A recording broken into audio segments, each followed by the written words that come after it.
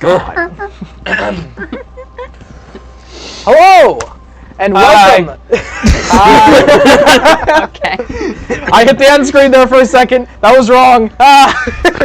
Hello, and welcome to Gildstone Gazette, where a bunch of us best friends get together and play Dungeons & Dragons and try to make each other cry for a living. Let's go to the main thing. There we go. I do that a lot here. So, everyone, yep. Little loud. Little loud, the music? No, the voices. Really? Yeah. Oh, okay. Wait, hold on. Not a little loud. It's on full volume on mine. Okay, yeah. Please don't do that. I didn't realize it until I checked It's a little loud. Hold up. Oh, okay. So, we're good.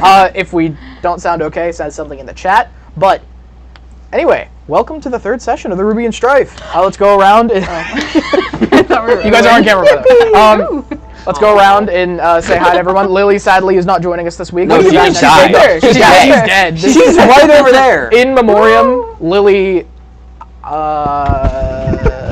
Bro. Kit. So, introduce us. Hi, I'm Kit. My name is spelled right. Okay. All right. Are we keeping this bit? Yes. I spelled everyone's name right. We don't have to keep the bit. I'm getting a little woozy here. I'm Colton. My name is spelled right this time. Hi, I'm Aiden, and why is there a Q in my name? There's not. Oh my God. Hi, I'm Jacob. My name is spelled right this time. Lilli, Oh, please right. Lily's dead. Hi, I'm Cade.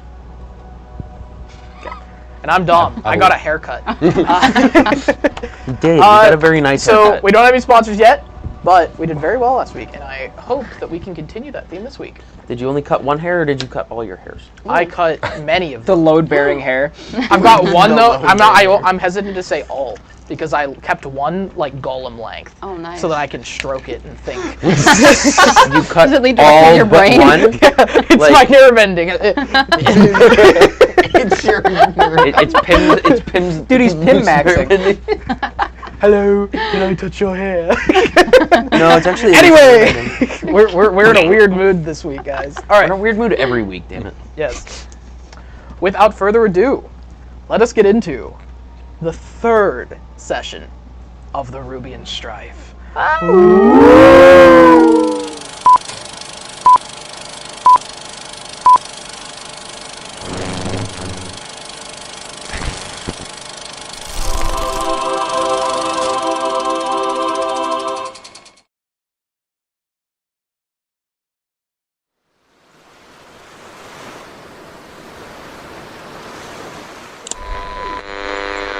Skies over Rochador today. Perfect weather for the festival.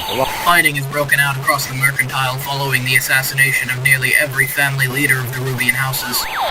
What remains of High Command have enacted General Order 13, calling all mercantile forces to return to Rubia immediately.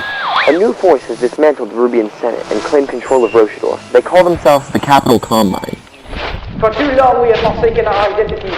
We claim Rubia in the name of the new Rubian Order! The Commoners' Republic calls for a truce. Let independence stand. Let peace stand. Planerian Combine Legionnaires have fallen before Scary Vault. The death toll stands at over 12 million. Just want to know where my boys are. Haven't heard from them since the start. I'd like to see those talents try and take the 3 gates. We'll cut them up and feed them to the sharks. I need to find my company. They're all dead. Water Scott is in flames. I just want to go People home. are all jumping in the canal. I think this might be the end of it. Nothing's going to survive this. Corners what? The orders breach the gate. Then... Where's my brother? No! Stop! Let this stop! To Rubian supremacy.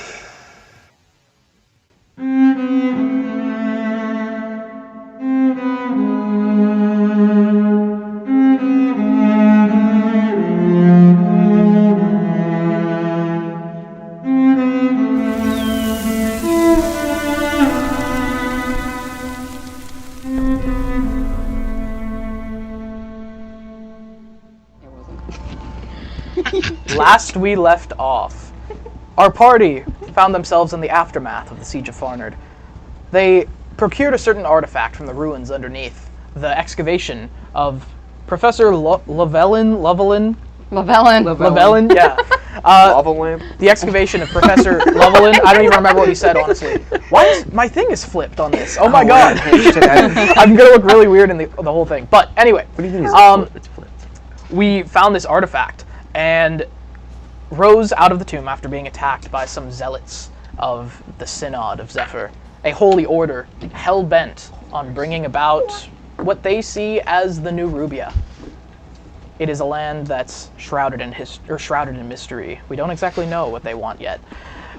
But our party managed to overcome them, some getting away, and then came into contact with a certain individual, Boris Marrow, the Master Marshal of the new Rubian Order forces. That guy. And he made demands to procure a certain half-elf, or elf, full elf. High elf. And I'll go to the main now.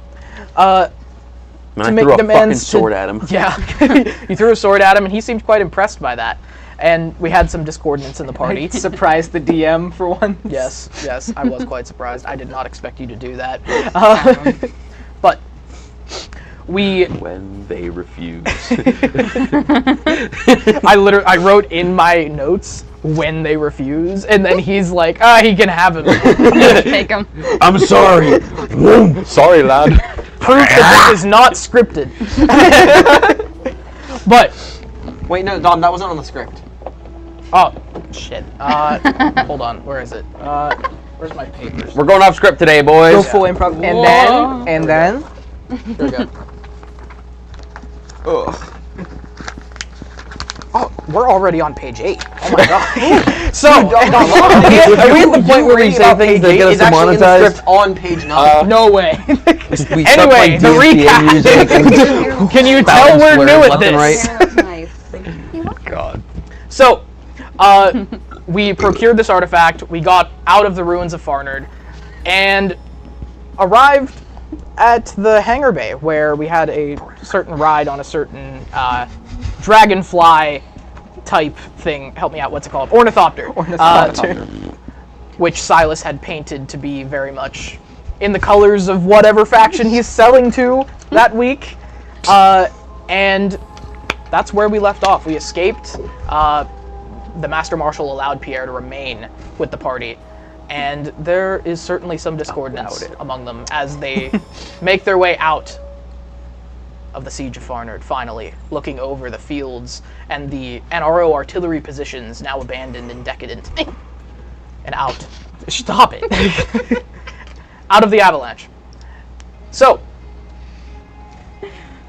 we're flying far above the Rubian Mountains. Below you, you see the beginnings of the plains. Quit messing with each other. We're in a goofy mood today. We see the Rubian plains below folding out of the mountains, and we start seeing a more flat landscape. And rather than this mountainous, very inhospitable place, we're starting to see the snow subside and giving way to a muddier glow that reflects quite finely off of the sun. So, interaction time. How far out are we now? You're about 2 hours out of Farnard. And we said that the voyage would take 12 hours. What are you doing? I'm not doing anything. What? You're like laughing for no reason. I'm thinking. We're holding grippers. Ew. Guys are... Ew. Why ornithopter have Interlocking toes over there. Did you have to say that? So Mr. DM, does my ornithopter have autopilot, or are we not that advanced yet? It's a rudimentary autopilot. It's like lane assist, or it's like you don't leave that on by itself. Okay. Says you. So, and So does anyone else know how to pilot an ornithopter? Because I need to go take a break real quick. I'm No. hearing this, I kind of gesture to, have room and just like, would that fall under your skill set? Not particularly. Well, I just look to Silas. No, I'm gonna go back to my. Sweet. And Show me what to do. I could try. So basically, unlike these morons, you just have to hold this straight. That's all. I could do this.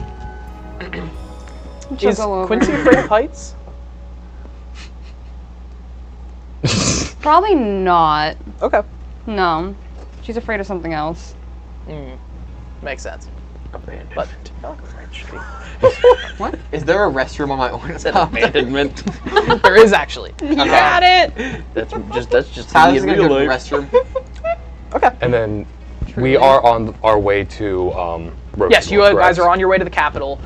You wanted to leave immediately and get this journal to Rochador as quickly as possible, to the university, to the generals, whatever you guys wanted to do when you set out. I'm sure you have different motivations there. Okay. In that case, I'm going to go over to Flintguard for the time being and just kind of sit alongside him and just, wherever he may be, and just hope you understand that once we arrive in the capital, I have no further interest in this journal that you seem to hold in such high priority. I have my own matters to attend to, least of which is going about some journey regarding the literary writings of a religion I have no affiliation with. I can respect that. I understand you need to go your own way and make sure that your order is still staying strong and inform them of what happened at Farnard. But I do have a request for you. And that would be? Keep an eye out on the boy. After the incidents that happened, you know, with Mara and then with myself having to make difficult decisions, I can't imagine he's going to be too fond of going straight into the heart of what he perceives to be his mortal enemy. Keep an eye on him, bring him with you, show him the lighter side of life in the capital, wouldn't you? I have a high standing with the Tranquil Prees. I'm sure I can find someone who'd be willing to shelter him for the time being until he becomes readjusted to common society. Fair enough.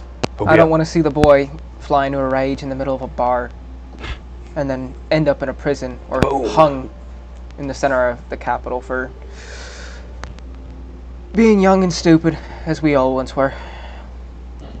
Some more so than others. Pierre, are you sleeping? Are you awake? Or? We're still in the ornithopter, right? Yeah. How big Very is it? close quarters. Yeah. Close quarters. I'd probably just be off sitting asleep because fuck life at this point. Real quick, since this is like a pretty condensed, vehicle, would I be in eyesight of Silas's inventory when it comes to his uniforms, his equipment? Of course, everyone, all the time. Okay. Could I, because I'm going to go off of something I believed I saw earlier when we first got on the ornithopter. I'd like to kind of go through his array of multicolored uniforms. Okay. And kind of double check to see if what I thought I saw is correct. Okay. What are you looking for specifically? Specifically a uniform that may or may not have the colors of green and purple, green and silver, perhaps. Okay, you rifle through them. You see mostly several coats with black and red for the NRO, and then you see that they're in varying conditions, where some of them have a pocket ripped, some of them have a bullet hole through them. Other ones have other people's name tags in them. Oh, you scumbag. And you see the Capital Combine, and it's very much the same. Several varieties of them. The one that catches your eye the most is this pristine Class A. Basically, similar to what Lilli is wearing. This officer's uniform of the Capital Combine, just the masculine version of it. Then finally, you also find a green and purple one, and it doesn't seem to be related to what you're trying to relate it to. And rather than the insignia that you're looking for, you find two crossed sickles surrounded by wheat. And you understand this. It's quite famous. You understand this to be the seal of the Commoners' Republic of all Rubian peoples. Okay. And this is an organization in the north that all of you have heard of, especially the Capital Combine.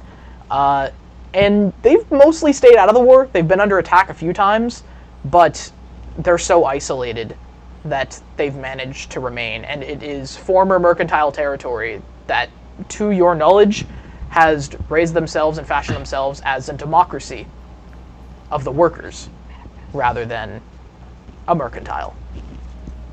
Not very friendly to Silas's kind. Preach, brother. But wait, so you said this does don colors of green and purple, though? Yes. Mostly green with purple accents.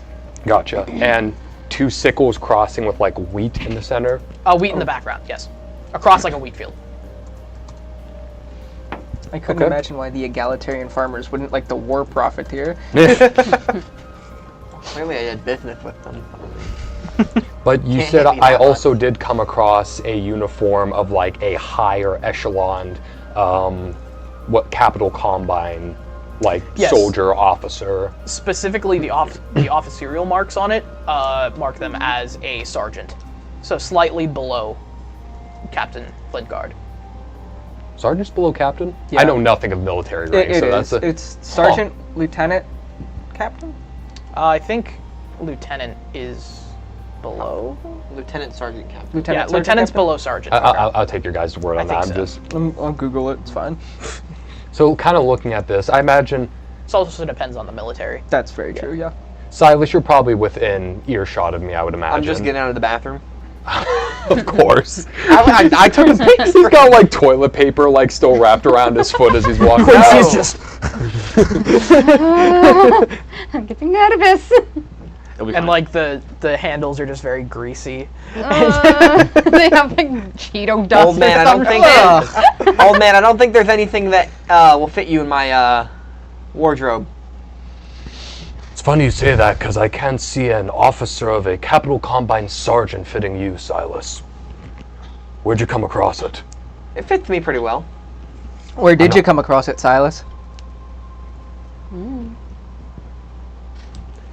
So, anyways, I gotta get back to piloting the ship. Does it look, the condition it's in, is it, like, pristine, war-torn? It's quite nice. Thanks It doesn't for look giving me a like break, it doesn't look like it's seen combat. You need to clean these off a little bit more. Yes, I'll get around to it sometime. Please. And you get up there to the station, and you find that she wasn't wearing the headphones, and you hear a outside of the headphones. What does that mean to me? Look at radio static? There's something coming out of the headphones. You don't have the headphones on. So you put them on. I don't speak static. What are you saying? You put them on, and it's you can't make out anything, but you can hear like the distinct pattern of a. Oh, there's a beach. I'm assuming I have a dial to like tune my radio frequency. Yeah, so you can adjust it. And in the background noise of the Thopter's dragonfly wings and the chattering of your cohorts, obviously, you hear the subtle disruption just on the fringe, and you clean up the sound as a man's voice becomes clearer. Okay. Interloper 1, respond immediately or you will be shot down. You are running a transponder. Yes, hello, sorry. Respond immediately. Is this Interloper 1? Yes. Would I have thought the fact that he convincing. seems like very like panicked all of a sudden with this? You can hear him talking. I can hear him talking. Okay. This is Tempet Tower. You are entering Combine airspace. Slow to 40 knots, activate your transponder and await further instruction. Yes, sir. So I'm gonna do that. Okay. So you go in, you activate your transponder, and I assume you've joined him. Yeah, kind of noticed that he's talking to somebody. Who's that? Wait, sorry. Have we reached Combine airspace yet? Yes. And you're actually confused by this. You should be several hours south of Combine airspace. And so you immediately rush to the window, and you see off in the distance that's built into the mountainside, there is this grand fortress that wasn't there before. You've marched armies here. You would know about a place such as this. And it's a circular wall, and the distance that you're at, it's at least like 2 miles off. Okay. And not even that. You can see the tip of the tower, actually. It would take you an entire day to get here. There. Yeah. And you're quite high in the sky. So is it to the west, or like to if the we're north? Oh, to the north. So Yeah. we're still like way south of what should be their airspace, and it's just on the north. This is their airspace. Well, but you to see my that imagination originally, yes. This base was not here. Okay. The last time that you passed this way. There's a large tower, and that's really all you can make out at this distance. And you turn on your transponder. What's your call sign? Uh, I just need one word. What's the call sign? Scum. Scumbag. Get away from my case. Scumbag.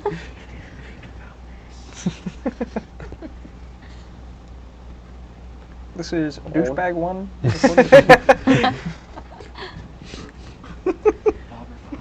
This is the softer one. No. THAW. No. No. Something that your ship would go by. The smuggler. No. No. It has to be something relatively I know. unique. Yeah, I know. Grass clipping. I just need a word, man. Come on. Rat. Cthulhu. Oh my Two-timer. Sucker and Grasshopper. Grasshopper. Yeah, I just need something like that. Just like cricket or something. Yeah. So you turn on the transponder, and you see this light in your dashboard begin to blink. Boop, boop, and that basically means you're transmitting. Okay. And you usually would. You just forgot. Yeah. And so then you hear, "We see you, MV Grasshopper, 477." And then you just keep flying for some time, Yeah. waiting for this further instruction. And basically, with 40 knots, that is a snail's pace. Yeah. That you aren't making any headway whatsoever. I'm gonna, over the radio, I'm gonna say, I wasn't aware that this was occupied space. I thought there was no one out here. Stand by. Silas, do you have a spare one of those headsets so I can talk to him? I'm gonna look through my console. Like a Do I have co-pilot one, one? like, put away? Yeah, you have plenty. Yeah. Okay. You have like 3 or 4. This is Captain Havrun Flintguard, former command of Fort Farmer. Grasshopper MV0477, land immediately. Do not deviate from your present course. This is Captain Havrun Flintguard. We need to get to Roshador immediately. What is the purpose of this landing? And then you see out the window there is some kind of streak out the right side of your craft. And that comes back around, and you see that it is another ornithopter, one with far larger missile batteries. And it flies very close to you, within striking distance. And immediately, "This is Tempet 1, Tempet Tower. We have them in our scope."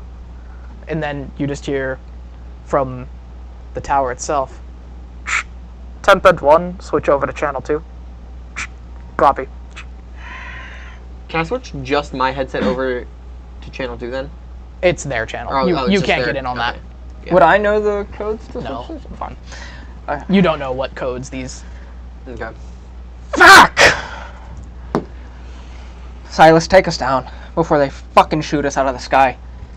Fucking idiots! And suddenly you see the craft pull away. I'm gonna make my way up to the control room where I'm like, "Captain, what's the issue?" Some uppity fucking generals trying to make us land, I imagine. If we are to be delayed, we'll take it. Better than being shot out of the sky. I'll prep the boy. Make sure he doesn't wear any NRO uniform or Get him guns. into a Combine outfit right now, please. As you turn your back, the corner of your eye is pulled to the console. A red light ignites on the dashboard, and an automated voice rings through the chassis. Ordnance alarm! Ordnance alarm! Deploy flares! Deploy flares! Deploy flares! And you see, on the radar, there is a flashing blip crawling to center. The rangefinder calibrates and reads a descending distance. Can I deploy my flares then? Yes. Give me a... What would be a piloting check? Animal handling. Well, I was gonna say, just hitting the button. It's a big metal bird. Just hitting the button Acrobatics wouldn't dex really roll? So, when it comes to these things, we just need to choose a base roll. Light could up just survival or sleight of hand. We could just roll I a would flat say- D20. I'd say it's reflexes, so probably dex. Dex? Yeah, dex with your If we want to proficiency do that, bonus. I think in the future, if we're doing like proficiency? a piloting check, like something that you would have to know for piloting, it would be an intelligence roll, and if like he knows how to fly, Get a with proficiency with with proficiency. it. Yeah, that's fair. Yeah. 16? 16? It's either that or wisdom. So, Intelligence. you get into the craft, you get into your seat and strap in, and everyone else does the same, and you see from the fortress, just slowly arcing toward you, you see a four-pointed, like, yellow light. And and it slowly gets brighter, moving toward you. What is going on? Strap in. They're trying to shoot us out of the fucking sky. Why? Would I know why they're trying to shoot me out of the sky? Nothing specific comes to mind. Okay. There's probably a few reasons that they would want a war profiteer shot out of the sky, but it's Bad fine. paint job. Did the paint job come off? It might have. So, this thing closes, and then, what'd you get on your dex? 16? 16? Alright, also give us a intelligence check. Proficiency or no? No. 13. 13? Alright, 16, 13. So, you're able to haphazardly decide when the right time to pull your flares are. And this four-pointed yellow light comes in. And at the very last moment, you pitch up, throwing the rest of you throughout the compartment. And your flares out the side, and the missile goes off and chases one of them, and you feel the rattle through the air. Poor Yemen's body. Lands on me as I'm So taking a I'm gonna nap. try to continue on our route and just try to ditch them. How far are we from... You said from this fortress we're about a day's ride from the Yes. fortress? By land. And, oh, by land. And immediately as that first flare is taken down, you hear again, ordnance alarm, deploy flares, and you see on the radar that there is another one coming. Silas, how many fucking flares do you got in this thing before we have to land? How many? 3 charges. I have 3 more charges What is left. going on? Keep your head down. Silas, I'm gonna keep trying to raise them. Get us the hell out of here. Okay, deploy flares again. Your intelligence roll, Okay. Do we know why they're doing this? No clue, nat 20. nat 20. Nice, nice. Alright, so this time you're able to get out of this without using another flare, actually. Okay. You dip down low as it comes, and you do a barrel roll and are able to basically weave it between your wings. How low to the ground can I fly? You're about, I'd say 5,000 feet up. Not like, Super low. not even 5,000 feet. Probably only like, Couple hundred? not a couple hundred, 1,000, like a kilometer above the surface. Your ornithopters are not high altitude vehicles. Well, I want to get as low as I can, actually. Okay, you can do that. Like, while safely still flying.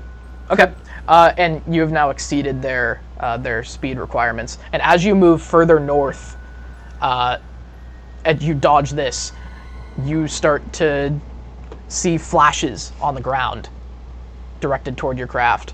And then a few moments later, anti-aircraft guns. You've And got you back see, up. as you look closer to the ground and down further the range, there are dozens of lines of these things. This is an entire array, separate from the fortress. Would I be able to make a history check to see if I can remember any sort of like call sign of like this is an emergency like ceasefire type thing? Yeah, history check.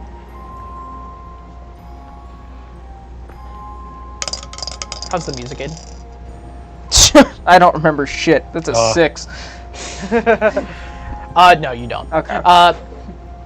You remember passingly of some things used in Broom, but there's no guarantee that those even survived the rebellion. Yeah. Or anything with the Civil War. Gotcha. All right, as we're going under more intensive fire, I'm gonna get out my little glass bottle that I originally had full of holy water. Just gonna pop it open and kind of just get like little sprinkles of it. Gonna rub to Pierre, just kind of cast on his face.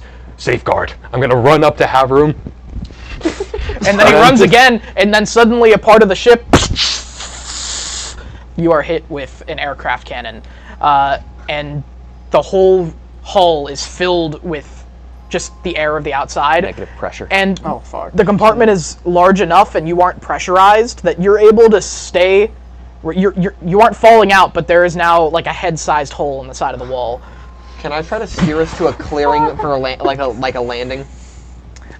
So everything you see on the ground is covered in Combine territory. Is there any... as far north as you can see? What about to the west and the east? To the west and the east is where you are right now is the same, but if you head south, that's open land. You can see that as now you're low enough, and you can see the flashes of the aircraft cannons. You can see the definitive lines that they've drawn with their trench lines and their bombardment lines. How fast can my Thopter go? A max of about 200 kilometers per hour, but that's with a massive dive. With a dive from altitude? Can I pull up from where I am then? You can take a good dive and get to full speed. So the way that they work is when you climb, you have to basically be stationary. It's like a helicopter going Yes. up, and then you can glide and Yes. then go full speed. Think of it like a helicopter Okay. with the ability to glide. Yes. I too have seen Dune. I was just about to say, where have I heard of this before? Guys, I was trying to ignore the fact that it is exactly that. Hey, it's a cool design. So, Frank Herbert doesn't own ornithopters. He just bought a lot of real estate. okay, so I'm gonna go as fast as I can at the current level we are, and try to get us to a safe area to land. Okay. Which direction are you going? So you said to the south it's open? Yes. Kind of back the way you came. You were coming from the south and the east. Okay. Like, so here's Farnard, Is there and then any you were like Roshador moving up open? this way toward This way. Roshador. Okay. This is directly south. So like kind of back the way you came, but more like instead of like making a right turn, you would have made a left turn. Okay. I'm gonna go south and try to land us somewhere then. Okay. So you turn around, the hull is rattling with the shift of this hole in the side, and you guys can barely hear each other when those of you that don't have the headsets on. Real quick, as that hole got blown the side of the hull, I kind of like stumbled backwards, and like that last little sprinkle of holy water I kind of just cast on myself, and like as I'm kind of stumbled backwards, I just Bendis, and it cast bless on me, Haveroon, and Pierre. Okay. Yeah. So, for what it's worth, it gives you advantage. It gives you Not like the a pilot, you know. The guy that's flying the listen. ship. I have my reasons. Okay. I have my reasons. You want me to so- die? He go So you turn back and basically do a barrel roll with how hard you're hitting this, and immediately throw your engines into full throttle moving forward.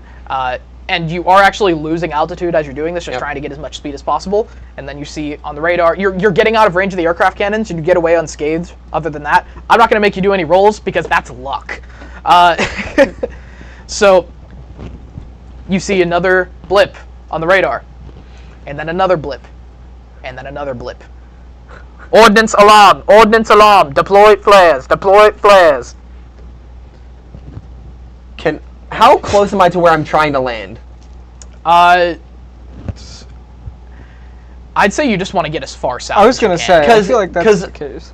I'm Are wondering there, if it would be a good time to deploy parachutes all on this 3 fucking thing? flares. All 3? Are there parachutes on this? Like, in there? No. There are not. I'm gonna say no because he sold them. Anyways, that would make a lot of sense. Yeah. Do I like? Okay, I'm gonna space them out, but I'm deploying all 3 flares separately. Okay. You have 3 charges left. Okay. Go for it. Yep. Intelligence first. Oh, Can I come up there and I don't know assist with the intelligence checks? You can give him guidance. There's really only room at the console for one. Be less stupid. Be less stupid. Yeah, but you don't have the reins. Fair enough. In the meantime, Guillaume's just hanging on 15, for dear 19, life on the 18. back of one of these chairs. His little legs are dangling, just like 15, 19, 18. Nice. Okay. So what was the first one? Okay, so you're able to time the flares right. The first one comes in. You spread it out fast and far, and you're able to draw the first missile into it. And there's 3 on either side, 3 flares on either side. And then the second one comes in again and again, and none of them get close to you. And you get away. You're headed south now, though. I'm getting us down on the ground. Now. Okay. We have no defenses left. I'm getting us to the ground. I'm gonna pull my loose hair back on my brow, just Silas, you need to get us on the ground now. Can I cut the engines, just off? Oh, what? And free fall? Sure. What? Okay. So I'm gonna free fall. So I'm gonna give you a reason for that. For some reason, your power banks are draining, and you don't know why. Yeah. Something maybe to do with where the ship was hit. And you have a minute or 2 left of powered flight. Yeah. So I'm gonna cut power to the engines. all right, you hear the wings suddenly move from the, and the whole compartment goes dead. Every light, every Hold on tight. console point. Oh Silas. I hope you know what the fuck Perception. you're doing. Trust me. Perception. Perception. no. This isn't how I want it to go. That's a 15. 15. You smell some kind of oil, gas. You aren't totally sure. As he cut the engines. Just in general, you smell it inside the craft. Okay. So how about we're hurtling towards the ground now, right? You're gliding quite well. I don't want to glide. What do you do? I want to fall and then full power upward when we're close, and try to lessen the impact. All right, so you're nose diving. Yes. Oh god. And how much altitude did you have? I was under a kilometer. I'm gonna say that you were at 400 feet. Okay. Or 400 meters. I don't want to glide. I want to. You were at about 400 meters. What? Don't worry about it. It's fine. Taking care of chat stuff. Oh, is there a bot? Yeah. So you are nose diving downward, and the rest of you are just holding in the compartment.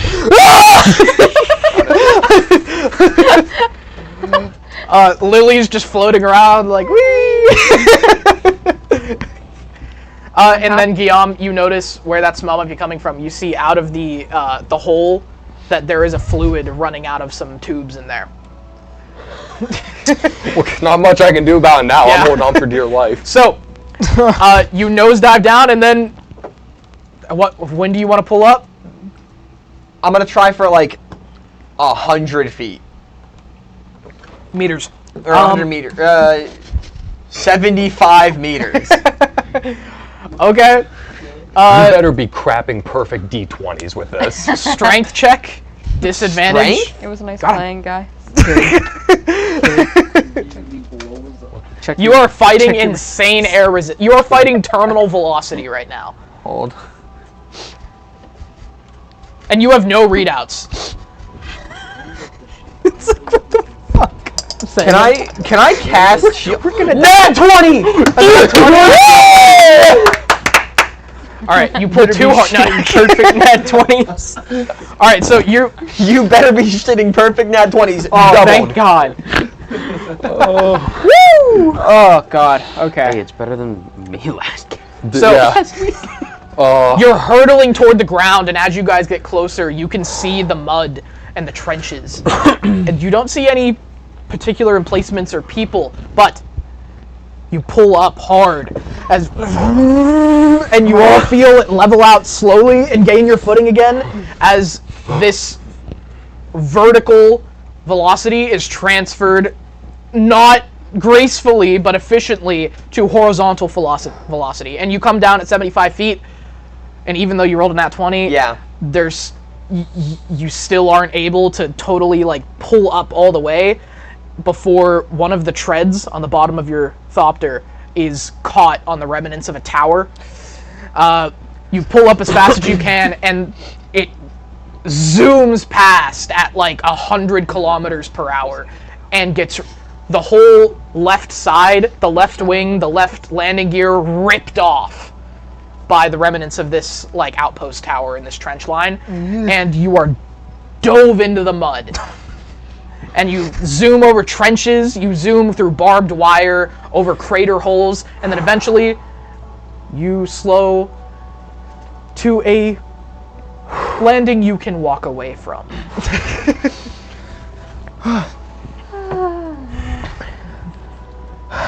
Your throats are sore, and a sickly aroma fills your noses immediately as you begin to try to catch your breath, but you can't. The air before you is distorted quickly with rushing fumes. Your eyes burn. Get out! Now! Get out! Rush.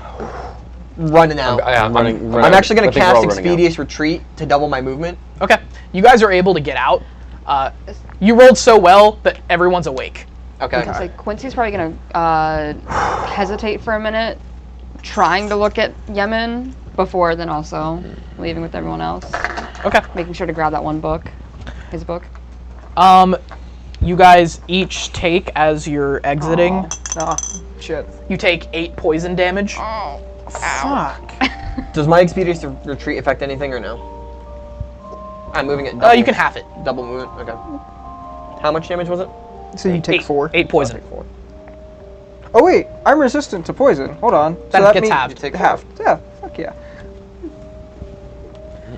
So, you rush out of the thopter, all like coughing your lungs out. You left Yemen behind, all your equipment except what you had on you, and you gather, or you spread out to different points in this landscape, and then you feel the heat on your backs. And this pillar of fire is ejected out of the ornithopter. You see the tower in the distance that you hit collapsing even further than it already had. And you see the trail dug through this mud.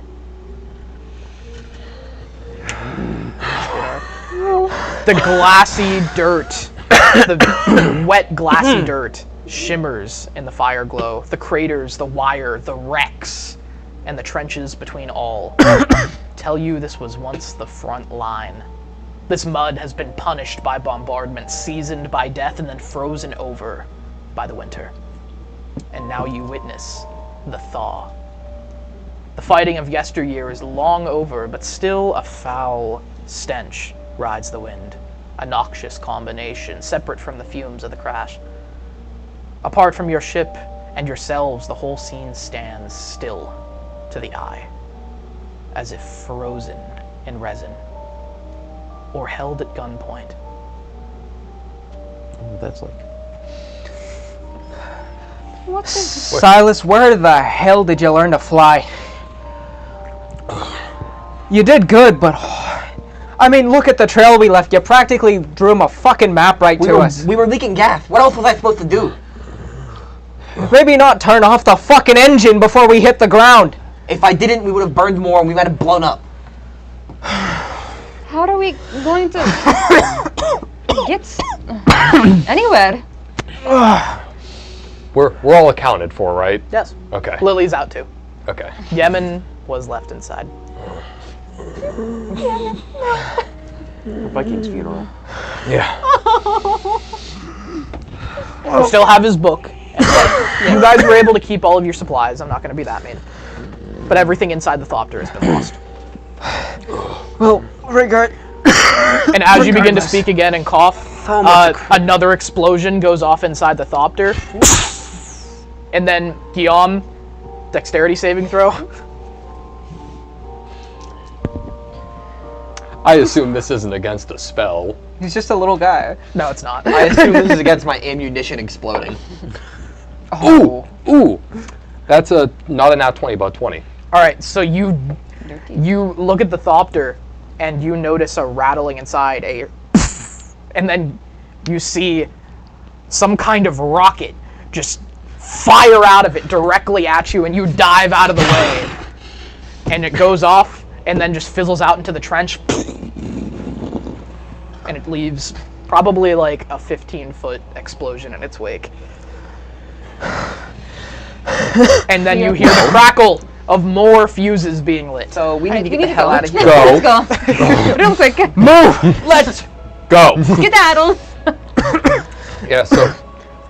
I mean, I'm running away from that. The scenery, it doesn't even matter which direction you run. It is the same in all directions. Trench lines, ruined fortifications, wrecks, crater holes, water that fills half of them.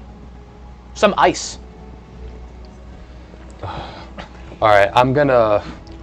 Wherever I'm fleeing to, is there any water would be frozen, right? There's no, like, streams or puddles It's or beginning to thaw now. So, could I realistically look around and see if I can find, like, some kind of small body of water, a puddle, leaking anything? Yeah, oh, easily. Okay. You can find a crater filled with water. Alright, and actually I'm gonna take one of my empty vials, just... Survival check. Oh, you son... Whatever. No modifiers, I guess. Actually, let me see what my modifiers are. Never mind. Let me check my modifier real quick. Oh, okay, 7. 7? Yeah. You just take the water. Yeah. It's just like in my hand, just... Yeah. Because I'm just gonna like drink it to clear my throat. Okay. Just...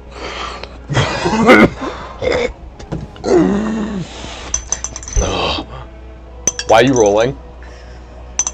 Why are you rolling that much? Whoa. You take 12 poison damage. 12? When I see him do this, can I just... As I see him do The this... psychological effect of the... In all fairness, last time you did that, Mephistopheles turned us into a crater. You guys watch as Guillaume fills an ample and then takes a handful of this water and starts tasting it, and then immediately doubles over into a coughing fit. Can I walk over? I want to pull out my water skin and hand it to him and go like, drink this to clear your throat. His face gets filled with this yellowish hue. Can I check Don't you know better? how These many are of the my front lines. serums Don't drink the water here. and my canisters I have left? Say again? Can I check how many of my serums and canisters I have left in my jacket? You have your spell slots. Oh, you mean... Like... What do you mean? Like the syringes and the I canisters. kind of walk over. Whatever your spells are. Yeah. Well, I didn't even know because we... Okay. Remember, they're just like what your spells are. You Well, have I as know many we- as you do spell slots left. Because they're spells, right? For And a- like ammunition. Yes. For a cleric who's seen the front lines, you think you'd know not to drink the piss water left on the ground by now. I walk History check from you. I walk over to Where's him the- and I'm like, you called lucky me dice? foolish, and Yeah, I the should like lucky help him dice. up. That's a nat 20. That's the third nat 20 that thing is rolled. Well, fourth technically, because I rolled 2 nat 20. Those are that is the lucky dice. The lucky Yeah. d20. Oh my gosh. Okay, I keep interacting. Give me a second. Okay. This is one of Dom's dice, so if it's weighted, it's not my fault. He's weighted that. You're lucky, dude. I rolled 4d8s, 12. Yeah. Okay, so what were they rolling for? I rolled a history. Just keep interacting for a second. I need a second. Alright. Here, wash your throat out with that. I'm like helping. I already I'm drank actively my just share to clear out helping my him throat. Rest Why on God's earth would you, or why on Roke's earth would you think that that's a good idea? I think he calls me foolish. The risk of respiratory damage is far greater than anything you could acquire from liquid. That's not just not this liquid. That's not just liquid, Vermender. That's blood, piss, shit, shells, and a gas that you're familiar with called chlorophene. And it's a biological weapon used by the Capital Combine. Outlawed under the Mercantile. And if you see right there, you see that little shining little yellowish tint to it like that? That's chlorophene. It's a fucking bioweapon. That being said, rainwater, puddle water like that on the front lines, you don't drink it. Are bioweapons actually- like a newer addition to the conflict? Or have they been around for a while? This is the remnants of something that was used in the summer. Okay. So it Months survived ago. the entire winter, the ice. It is a particularly stagnant concoction. And you actually wouldn't know much about these things because most of your history has been working under the Mercantile. And the Mercantile had ethical standards for their militaries. But since the Civil War has begun, everything is fair game. So, bioweapons. Mercantile once had standards for those. Well, you know, once the Mercantile died and the military took over, efficiency replaced ethical standards, pretty much. Another explosion. You guys take shelter in this massive crater, but then you hear another large explosion coming from the ornithopter. Could I make a survival check to see if there's any viable shelter around us in these trenches where we would kind of be like out of sight from like away from this? Because I'd be accustomed to frontline combat and stuff like that. So everything except my warehouse. You didn't. So you'd be able to find that. Yes, yeah. I'm just giving you information. Yeah. You weren't in this theater. No, I know. Yeah. I'm just telling you that now. Okay. You actually, for half of the first year, were basically in charge of evacuating the men from Broome. Gotcha. Basically bringing the soldiers home. Gotcha. And then when you came back, you were at Scariot Moors, and then Fardard. Yeah. Okay. So this is a battlefield you aren't familiar with. Yes. But you're actually you surmise very quickly from do a survival check. Where's the lucky dice? You used it last Yeah. 1. It's a 9 with a +3 to it. 6. 9. Okay. You Was that surmise very +3? quickly that these are not Combine trench lines. You are in NRO trench lines. You can figure out from the orientation that they're in, the towers, the way that they're facing. They all point to the north. You see ruined batteries. You see lines weaving together, very World War I-esque, wire jumping up. And most of the trench lines are actually intact. But where are you going to go? You can find several trenches to go into. More so what I was looking for ones that we could go underground to at least get our bearings. Like if they're like, you know how in World War I, how they would have the underground sections that are cleared out. Would I know would I know where that is? You haven't been on a front line until Farnard. So I would know a general layout of them, right? Not this kind of there thing. wasn't that was trenches at different Farnard. warfare. Yeah. Oh, that wasn't trench warfare. Still, you can surmise. Yeah. Like, you've seen the propaganda. You've seen the pictures. Trench lines are something that has become very known to the Rubian people. Similar to how we, having not seen a trench, can understand them. Yeah.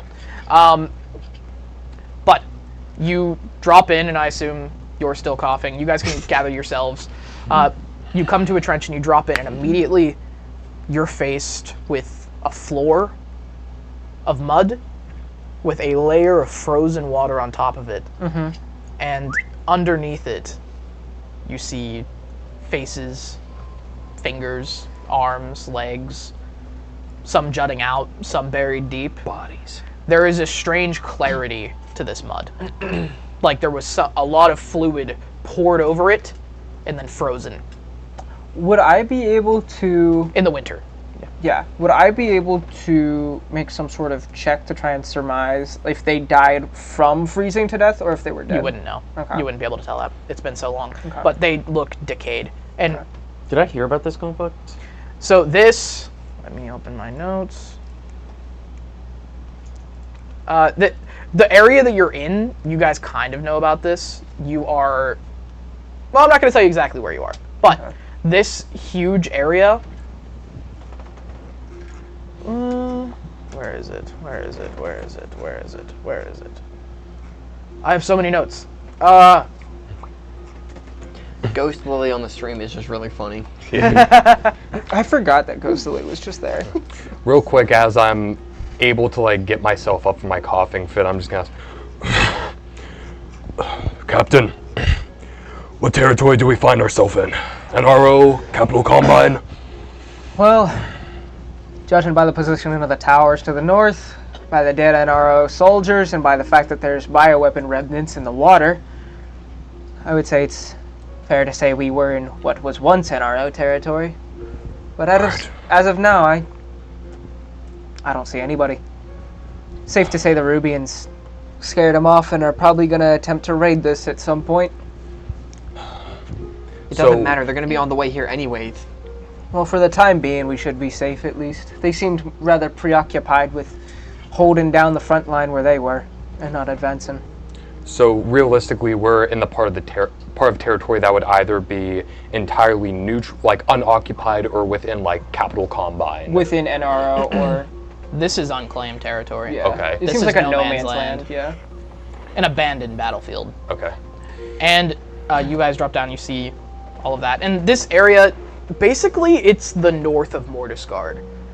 The far north of Mortisgard. Mm-hmm. Is like it's the what used to be the city between Farnard Pass and Mortisgard slums. Okay. Gotcha. That's basically what you've come to regard this as. I'm not going to give you more information quite yet. This is a lesser known area of the campaign. Boy, it's best you keep that NRO insignia hidden. We don't know who we're going to come across, but you have no shortage of enemies. I tore that thing off.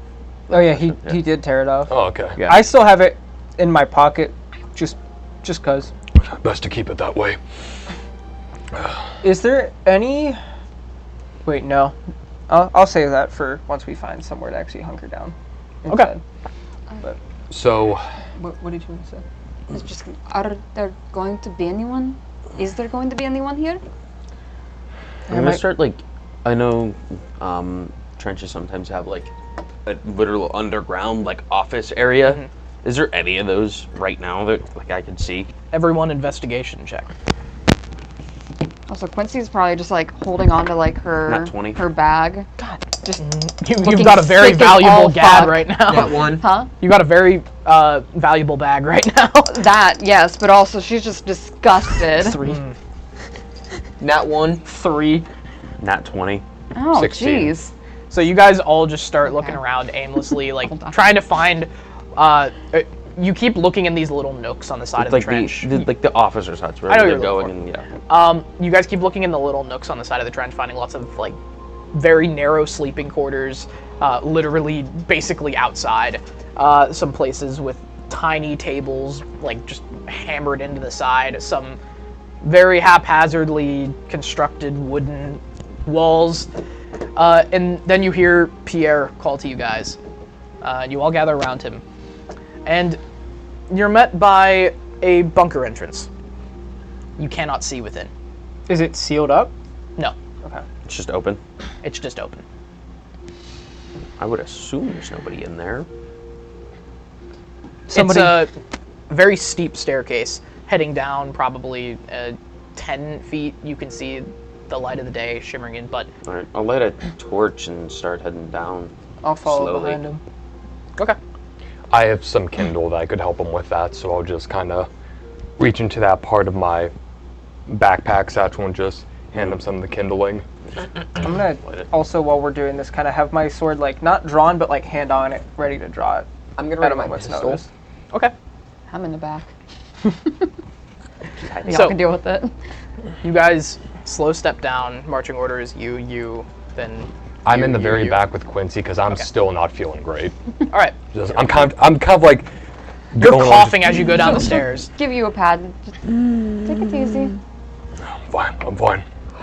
And then you find at the very bottom, the reason you couldn't see in is because there is a door that was hidden by the darkness. You can feel that it's not locked, basically. I'll open the door. Okay. You open the door and you are knocked back by the stench of rotting corpses. So it's so strong and visceral that you actually involuntarily begin to climb the stairs. Just like back up. And it sends Guillaume into another coughing fit. How strong it is. I think it's safe to say there ain't any survivors here. It's awful. This sucks. There's no alcohol. I open the door, it just stinks, right? I'll take like a piece of cloth, cover my face, and I like try to like see if there's anything in there besides just dead people. You can immediately tell that the torch begins to glow much fainter, and you smell something on the air.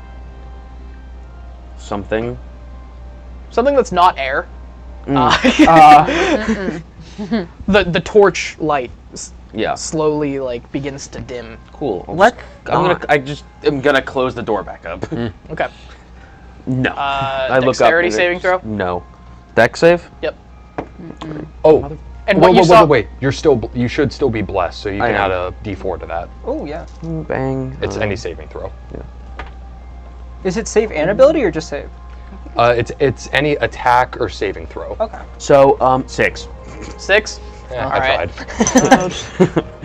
tried. You try to get away as quickly as you can, like, and before you notice, your throat begins to, like, close a little bit, and you begin to go into another coughing fit, just like Guillaume, and struggle to climb the stairs, and you take 6 poison damage. You better pull Would out I the recognize D4. what he just got hit with? It's the same smell. That's from... Yeah, that's why I was asking. And the reason that it's so much worse for... because it's a heavy gas. Yeah, and he was drinking it. He drank it. It just kind of hit me. Yeah. So, what you noticed before you closed the door was that there was a bucket in the center of the room with a yellow-tinted water inside of it, and then just a dozen men clawing their way up the walls. I'll go in with a straw and test it out. Oh God. With one of those little like Insight check? swirly. Ooh, has your name like spelled Insight? into it? Yeah, just to see if you can kind of surmise what happened here. Where's my insight? Real quick while he's 18. 18? So you can kind of tell that what happened was these men were cowering the bunker, some kind of trench breaking situation, and someone throws a chloroform grenade inside the room, and they try to mitigate it by putting it in a bucket of water, and it does not work. You have to cover it. In fact, it preserves the scent. You have to like cover that stuff. It's weird. Yeah. Just like mansplaining how to deal with gas grenades. Not cover that. Just bang. Real because quick. like the way that I would think about it is, okay, yeah, these guys just were dumb and they didn't do the thing properly. Fair. Pierre mansplains war atrocities. So you guys rush up The the dead stairs, people. and you guys are at a T-junction in the trench.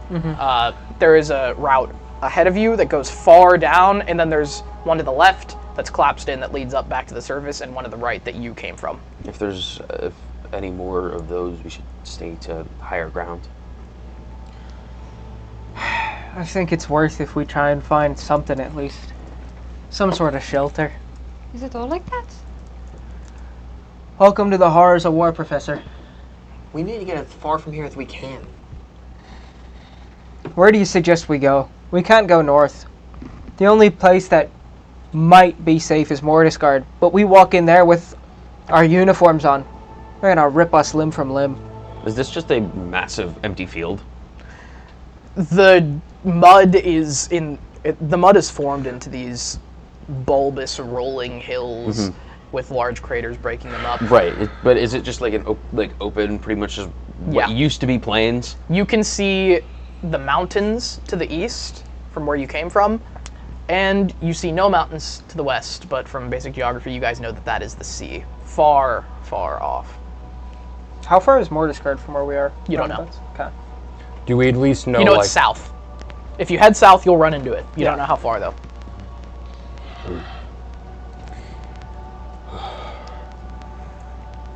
So what now? I don't suppose we can just walk south to Mordiscard. I want to say go north up to the front line, but knowing our luck, some snot-nosed little fucker would gun us down before we even got to the first place where we could try and barter for our lives. As far as I'm concerned, Captain, we are surrounded by enemies. We have found out that we cannot find sanctuary with the NRO nor the Capital Combine. We're on our own. Does Mordiscard have any waterways by it that would be able to take us out to sea at all? Yes, there is a very famous canal running down the center of the industrial complex. I've got it. Okay. I don't know how far we are from Mordiscard. We get to Mordiscard, we get there, we get a boat, and we sail up the coast to Rochador. Have I been to Mordiscard recently? Not in the time of the war. Mordiscard has been the center of the fighting for the entire summer. It used to be sprawling factory fields, a huge urban complex, millions of people lived there, and now it's so decayed that neither side has been able to claim it. The entire city went up in a very famous fire that moved across the entirety of the factory fields.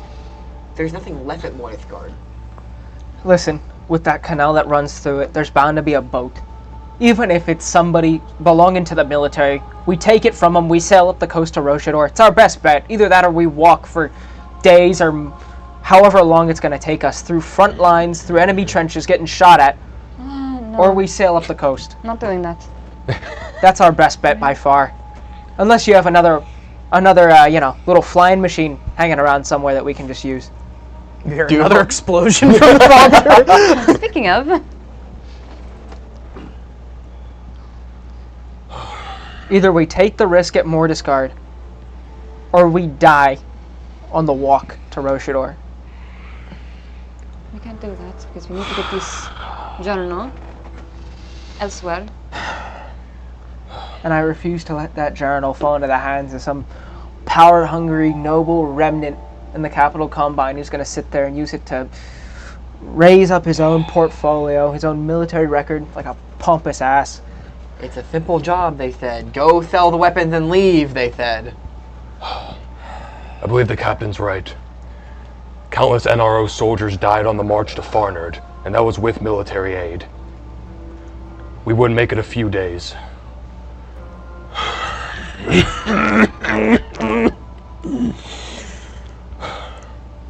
Mordiscard's our best bet. Would I be able to make a check and see if there's like a cloak or some piece of cloth big enough to cover me like a cloak with no emblems or anything on it to cover up my armor? Not where you are right now. Okay. You're like in the mud in the outside. Could I just have like that as like a back of my mind thing to try and Sure. look for that? Okay. Let's get moving then. There's no reason in wasting time here. Just so you guys know, it's about midday. Agreed. Midday? Okay. Silas is right. We need to start heading south now, especially before nightfall. Once nightfall breaks, we need to find somewhere to hunker down. I'm sure there will be no shortage of trenches on our way there, so Yeah. once it gets dark, we'll take up shelter, preferably in one that is not filled with toxic chemicals, and we'll continue from there. All right. Everybody, let's get ready to move out. So, I assume you're going to carry on through the trenches rather than above them. Yes. Yeah. It protects you from the wind. It's smart. So you continue through, and really you don't have much trouble moving because the winter has created a very slick, flat mud that is easy to move through. It's not like you're going to be tripping over things. There's a few places where you have to vacate the trench, but you come through and have Rune leading the way, I assume. Along the main avenue, you find another one of these bunker-type areas very soon, about 10 minutes. Could I, like, is it the same thing, like, down there and then, like, about the same layout of it goes down the steps and darkness? Yes. gonna just kind of say, everyone hold back. I'm gonna pop my head in and see if there's anything useful we could use. Pull out a torch and light it. And I'm gonna go with him just because I did the last one. Okay. And like tell him like if it starts to go out, then don't even bother. Okay. So kind of go down the steps with the torch in my hand, and then I assume there's a door like before. Yes, this one's falling off its hinges though. So it's like you go to push it and it immediately topples over. Okay. The wood, literally with the slightest force, just cracks and like melts away, like it's been rotted out. Okay. So push it and then just. Well, I think it's safe to say there's no gas coming through here. We'd have smelled it by now with this door. Immediately you're met by racks and shelves. And upon them, there's not much, but you see empty cans, some various rations. This was some kind of pantry. Okay. Am I able to see if the rations are like spoiled in any way, or if they're still good? It's well, you wouldn't. Yeah, these might not be standard issue. These might be things that were brought by the NRO. You can find several things. So who all is going down? And I'm already down. I was gonna say I think it was just me and Pierre that were down, Yeah. and Okay. everyone else was just kind of keeping watch up Pierre's down there. I mean, he'll go through pick through the MREs, which ones are actually good, the ones that taste good. Investigation check. I'm kind of sitting up with Quincy and Silas. I have a rag at this point in my hand I'm just coughing into. And that's a 19. 19. It's 5. 5. See if I can't find anything that's like Oh, helping you that sound guy. terrible. So upon one of the shelves, you That was see fucking a nice small box that ornithopter. calls your attention. It has a lock on it. That was a very nice one. It's like a toolbox kind of, Right. but it has some kind of like. Is it locked? It's what are those called? Padlock? Padlock. Yes. Yeah. It has like a padlock. Is it padlock? Padlock! And then what you're finding, you find about 10 days worth of rations, Okay. just strewn about the place. Oh, add One of the that. cans that you find that's intact journal is better be literally worth it. buried and frozen into the mud. You have to Leave use me, it really is. the hilt of your sword to crack it out. I promise. Is Say the that last part padlock one more closed? time. One of the cans that you find that's very intact is literally frozen into the mud, and you have to use your sword to crack it out. Nice. And you're like, world building. Yes. Company's gonna have my head for losing that ornithopter and all the equipment. What were you asking? Is the padlock Well? like latched? Sure, Wait, you would have promised the money. Let's not do right? 2 interactions at a time. What were you guys doing? I said that the company's gonna have my head for losing that ornithopter and all those weapons. And you would have promised money, right? So, you'll be fine. Not enough to replace that. I don't know how much it costs to replace that. You got a hole in your lip? You got a hole in your lip? No, we're good. Guillaume coughing compilation.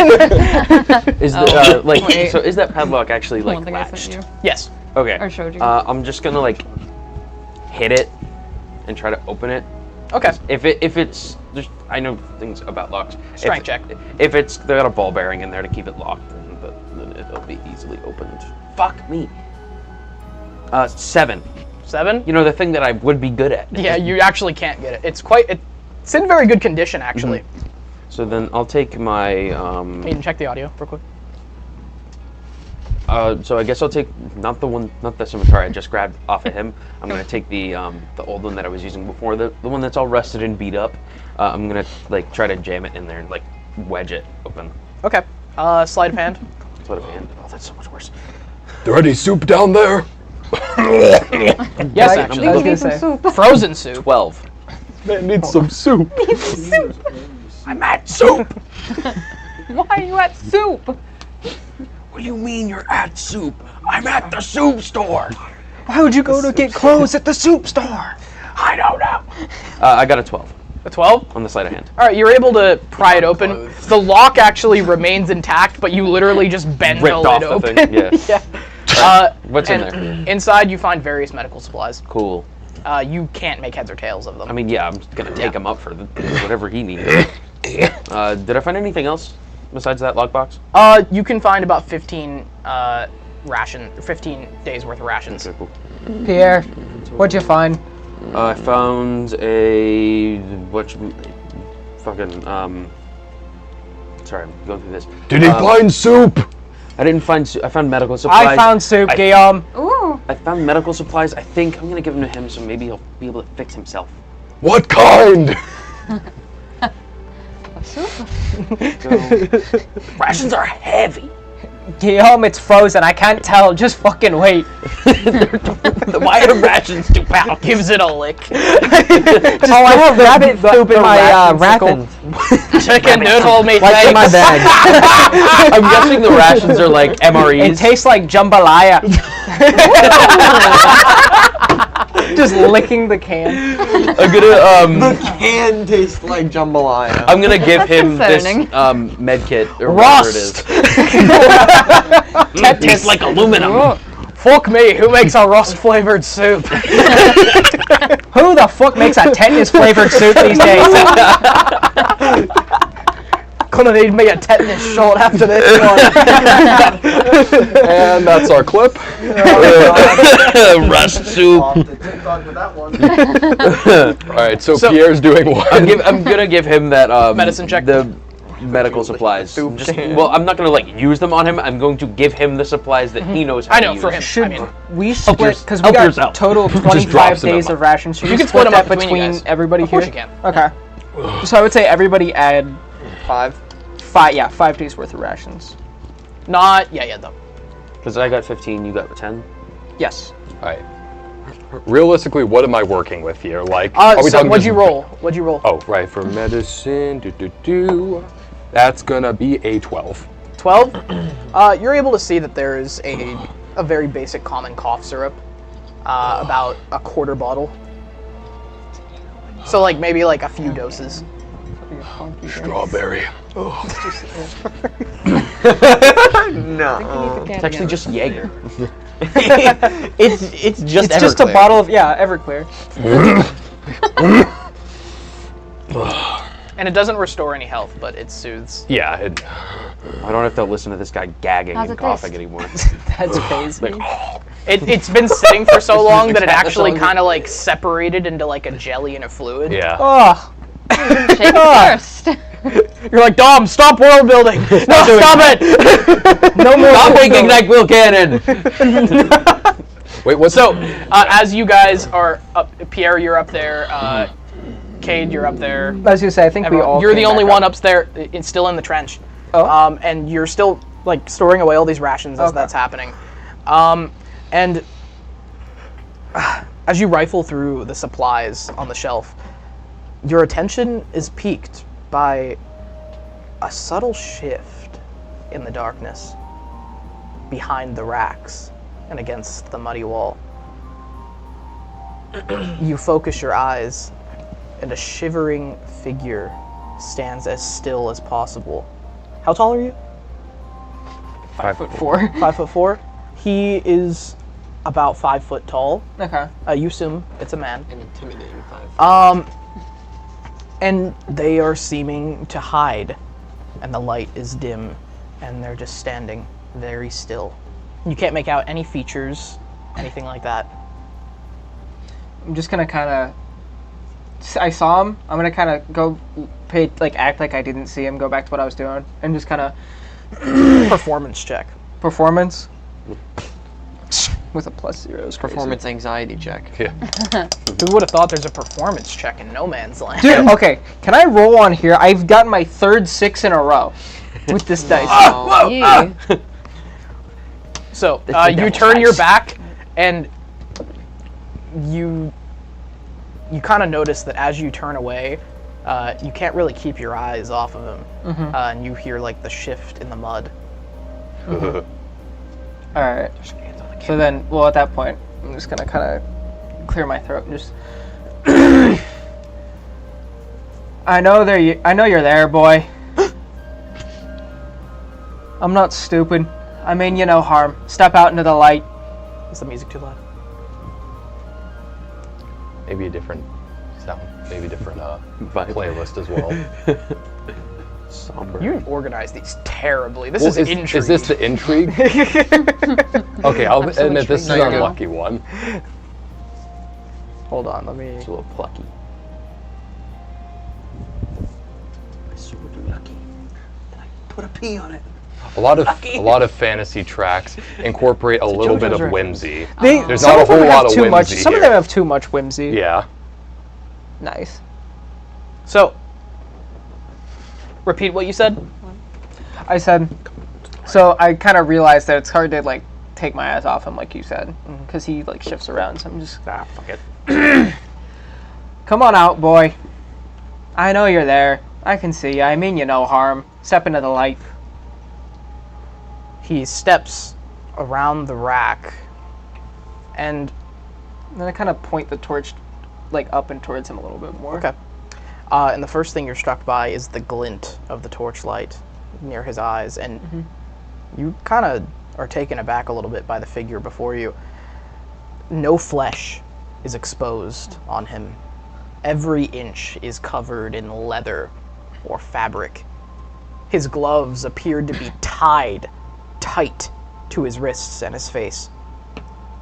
Or to his wrists. And his face is not a face, but a thick leather mask that pulses with his breath, which rattles through a filter at the edge of his chin. His eyes are shielded by dense glass, and his hand hovers, his left hand, you note, at a holster as his breath hastens.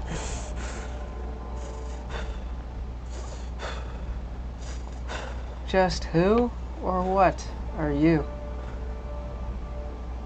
And as you see those glassy eyes just stare into you, and the face like moves back and forth with his breath, he darts at you.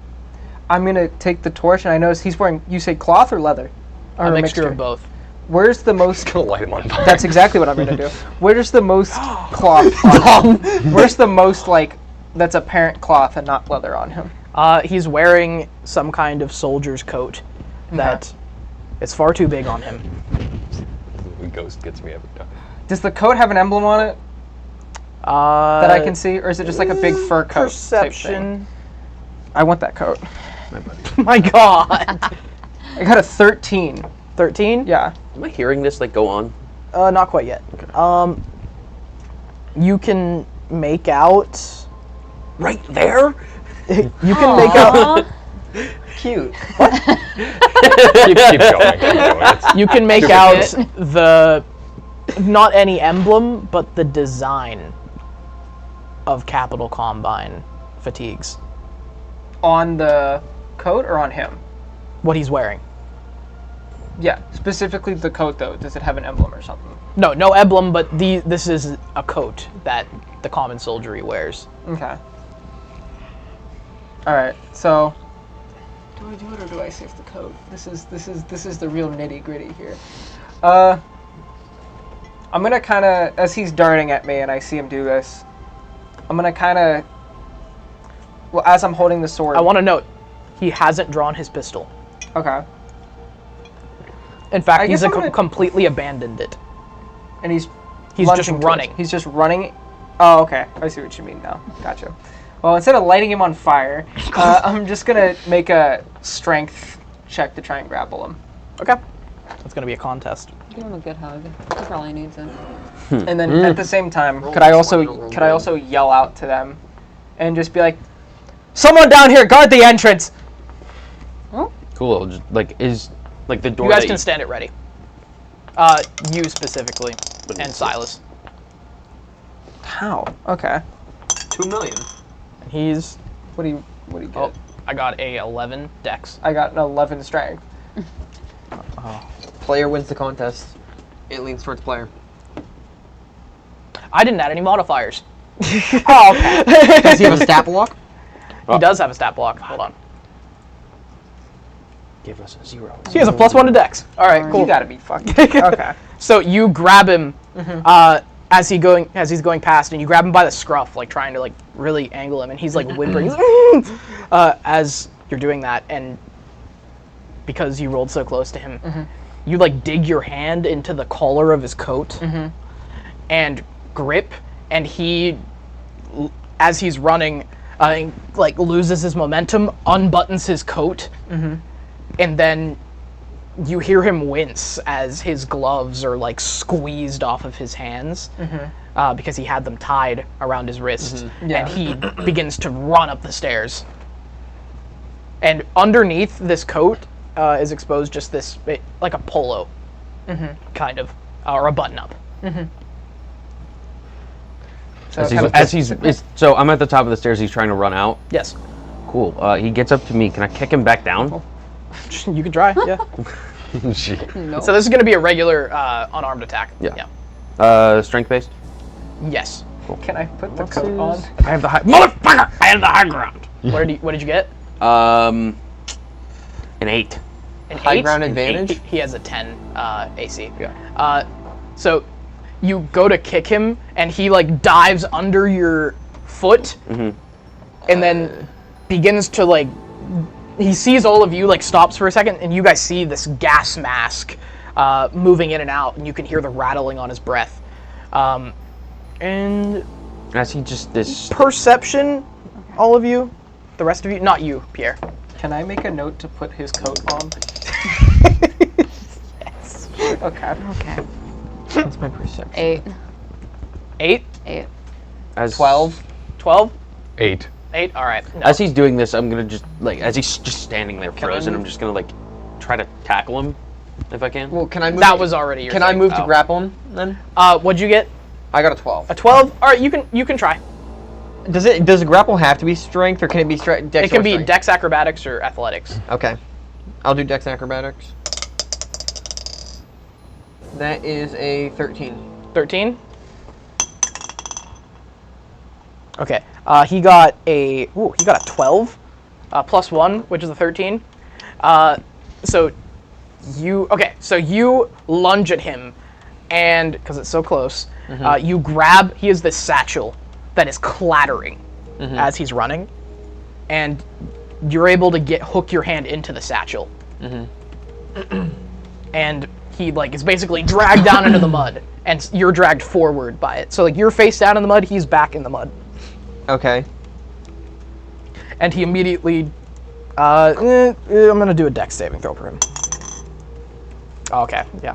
So he throws his satchel off and like scoots backward prone, and then gets back up to his feet and starts booking it down the trench, leaving the satchel behind.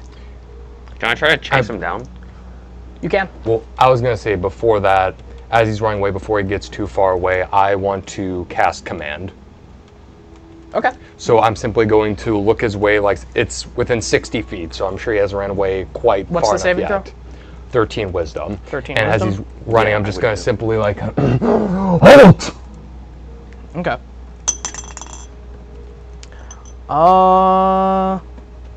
Dude, I keep rolling like directly on them. He got a 13. Well, he got a 14. He's got a -1.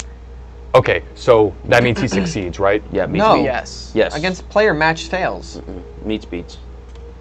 No, this is like I thought. No, that's a he's trying to contest. sucking saving throw. That's a Okay. contest. This is a saving Oh, throw. yeah. So it's just meets Okay, beats. so as he's running away, I try to cast command, but my throat's still sore from like the Okay. blood. So, And he just, you guys see that he is just this small boy, just kind of falling over himself the entire time and leaving these heavy, uncautious, like, tracks in the frozen mud. I could catch him easily. You could track him easily. There are these, like, sunken in, like, kind of like you're stepping on thin ice. On top of the ground. Right. You can see like the so there's like imprints. impressions. So, of yes. it. I'll like go to run after him and then stop, and then Okay. wait and see if he's got somewhere that he's staying. Like we'll use it. You track him Follow. down. And track Okay. him down. How far are you gonna chase him? I don't think we need to chase him because we could just follow his footprints Okay. if they're that easy to follow. Basically, you see from what you can see of him running, he books it down this straight trench line and then hoists himself up onto the surface. Would he leave the same like tracks all the way through on the surface too? Okay. The mud is extremely brittle. Yeah. Okay. So I go to run after him and then I stop myself. Okay. And then you guys recoup after this. You have in the satchel. You immediately look inside, Silas, and it's got like 20 days worth of rations inside, so, all right, given that, as well as a small dagger. That's a -1. Okay. given that chemical warfare is relatively new and like Guillaume is pretty unfamiliar with it, I wouldn't like recognize a gas mask, right? Because I imagine that's why he has some, fantasy version of it. I feel like it's just a gas mask. You'd know. You'd know what a gas mask is. Or maybe you might be taken aback by it. Okay. I don't know. You've never seen one in person. Right. Captain, what was that? Combine, NRO. Would I have any idea besides the cloak that I stole from him? He was wearing Combine fatigues.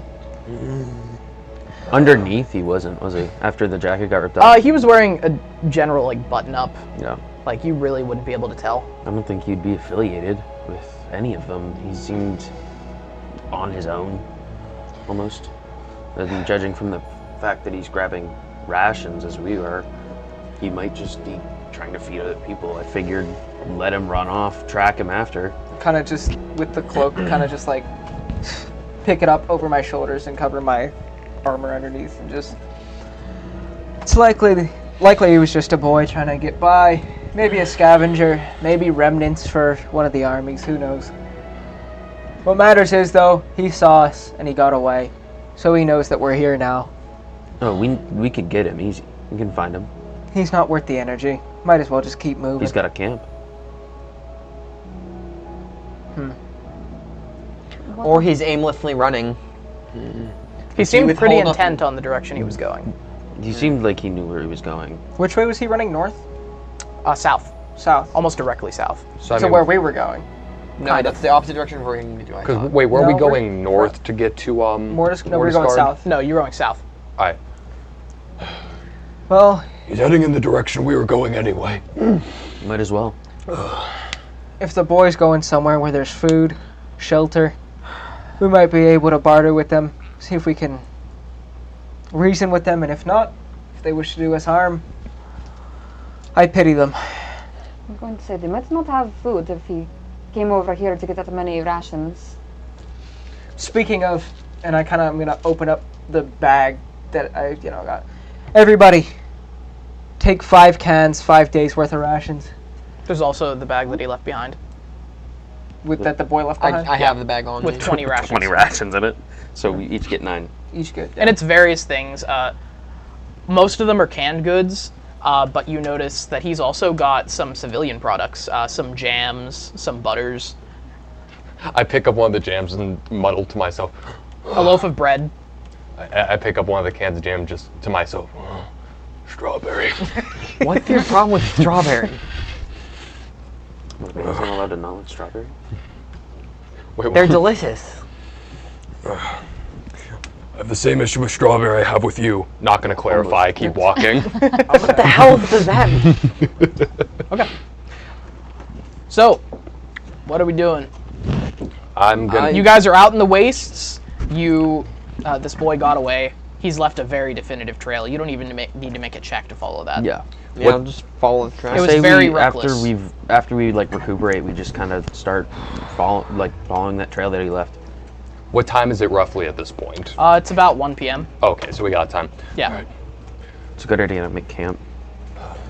We can take a short rest here too if we want. You guys might need it after. He fucking needs it. Fine.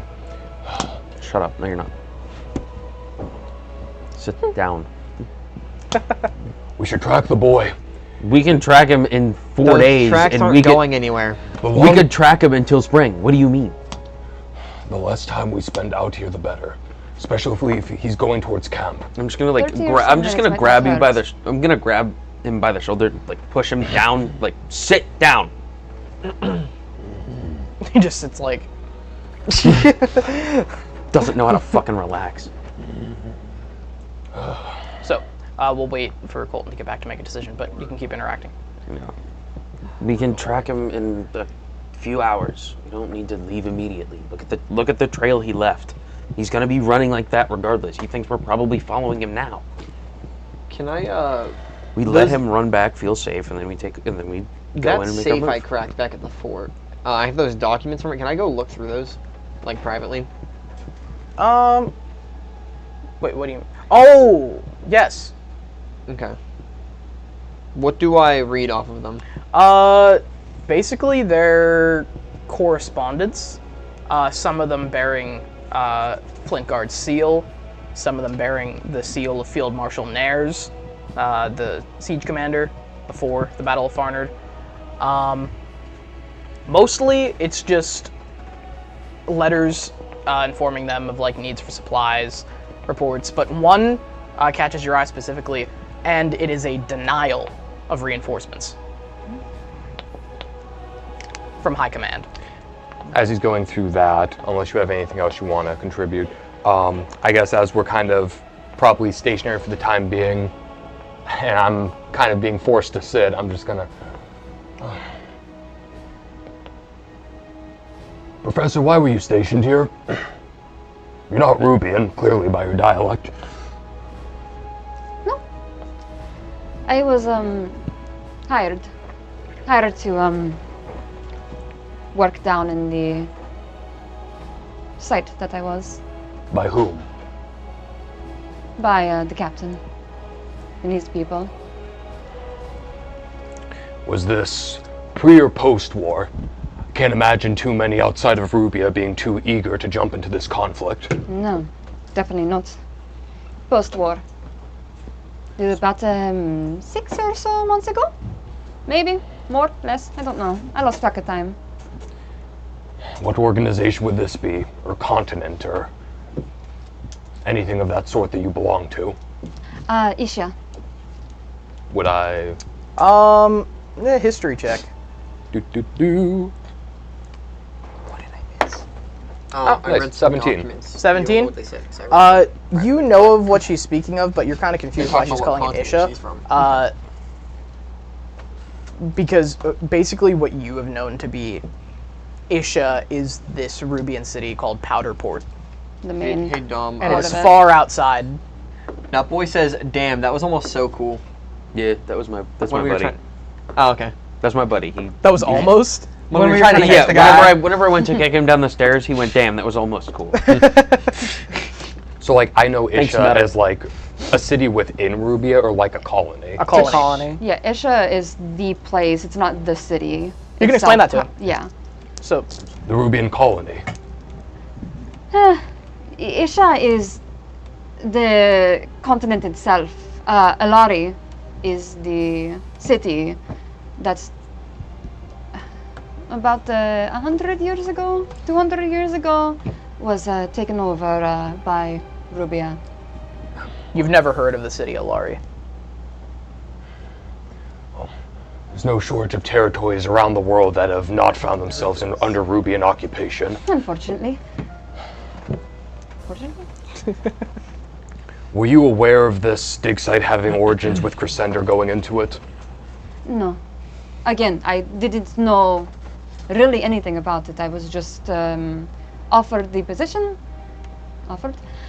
And, well, I slowly learned as we were down there, and once I was working with Yemen, learned more about it, what we were doing, finding.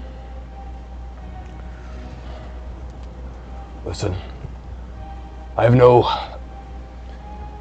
longer have any affiliation with the Church of Roke, but I know enough about the Ashen Feather and specifically Crescender's writings to know that if it's revealing what I believe it is, you have to ensure that that stays private. Believe me, I want to. I don't want it to fall into any wrong hands. I want it to be brought to the other professors at the university, held away from everyone, studied properly. Are you guys doing this as you're walking? I would imagine. Okay. Well, So you guys are pursuing the tracks? Mm-hmm. Okay. Well, hold on, because I know you had Short some. resting, right? You had some objections rest? to that. Did we short rest? We were. I thought we Yes, were we're gonna going short in rest. now. We're going to short rest now. Okay, so. Okay, we're so this is probably- another short rest. Got it. Short rest? Yeah. Okay. Short rest. Short rest. Short rest. Yes. Fantastic. Short rest. These are fucking enemies. Okay. Did I get my? Oh no! Wait, do I not get my second level spells back after a short rest? No. Long No. rest for cleric. Guys. Or my first level slots? No, Bro! you don't get None. any. You don't get any of them. Only long rest. Short rest is basically just to recoup health. My hit dice didn't work. What the fuck? Did you Cool. select- it And then doesn't like roll it some already. abilities. You have to roll it yourself. Some abilities recharge after short rest. I know. Stop. Why the fuck is that? Usually your species abilities. Yay, I'm Stupid. off. It's really stupid. Alright, well, I guess I'll take my plus 7 health. My throat is less itchy now. Okay, well, in that case, so we've taken our short rest. I'm gonna just look to Pierre and just... Your elder has taken his nap. Can we continue now? Or would you rather we play bingo? Clearly it wasn't a good nap. You're all grouchy. During the short rest, I'm gonna go look around, see if there's another one of those bunkers. While Okay. Everybody else takes that hour. 'Cause I can't get my fucking. You find another one, but it's been collapsed in by a shell. Okay. So nothing's in there. Mhm.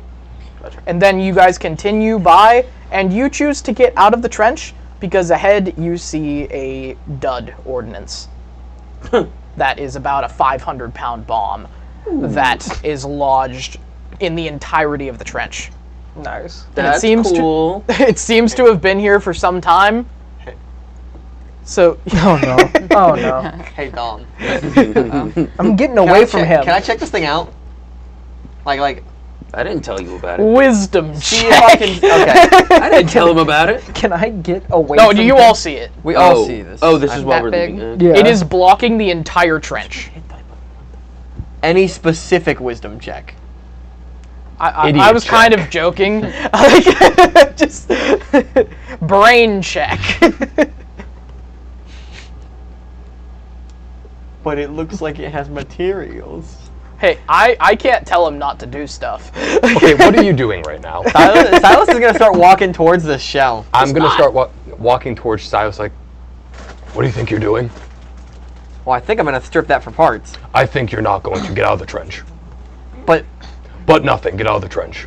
you know how much blasting powder's probably in there? If you set that bomb off, everything around us within a mile dies. What are the chances I set that bomb off? Hi! Get out of the fucking trench. You guys have no faith in me. Fine. I can't put my hit die button. Where is it? The same Just roll the hit die. The same yourself. energy. Get in the car! Get in the car! We're not getting a milkshake. Get in the car. Can I We're not going to McDonald's. Stop asking. Do you want to throw a rock at Can I it? throw a rock at it? Sure. Can I grab? Can I my make a God! contest to grab his arm? Perception check. Insight check. Sleight Inside- of hand on it? Insight and sleight of hand contest. I hate looking at. Would you make the sleight of hand? Would you- Fuck you. I got a 14 with my 14? my insight. Yeah. He's like, fine, and begins to turn like away and starts walking away, and then like he instantly like turns back and picks up a pebble, and you just tackle him and stop him. Just no. Silas, I'm not that fucking stupid. And I'm just gonna like kind of pick him up like a toddler and like start If I moving him throw a towards the rock edge at of the it and it trench. doesn't And- blow up, it's safe! The way that you turned him and like moved is you're a good like 10 feet away from this bomb, but you step on a plank that upends a little bit and shifts the mud underneath it so that it just like Silas, Wait. Silas, get the fuck out of the trench right Do I now. have the rock in my hand? I'm holding you still. Do I have the rock in my hand still? Did you take it out? I mean, I would assume after fair. I tackled him to the ground. No. You didn't tackle him to the ground. You just like turned him around. He was like fine. Just manhandled him. You're like, no. I didn't take it out of his hands, but I'm holding his arms by his side like this. Okay, you have control of him then. Okay. I'm not gonna let you throw a rock at the bomb that's All right, shifting in the mud. I'm guessing we're gonna keep following this, tracking this guy down. Yes, After we and go around it's this, yeah. convenient because this is the same point that he got out of the trench and started moving overland No, easy. because of the giant bomb. We're like, So, any conversations along the way? It leads, so I can tell you, it leads over trenches and like diagonally across like the lines. Is there anything interesting that we see on the way that we could talk about? You find a wreckage of some kind of machine that has been so rent and broken down that you can't really tell what its original design was. You see a giant hole through a part of its chassis.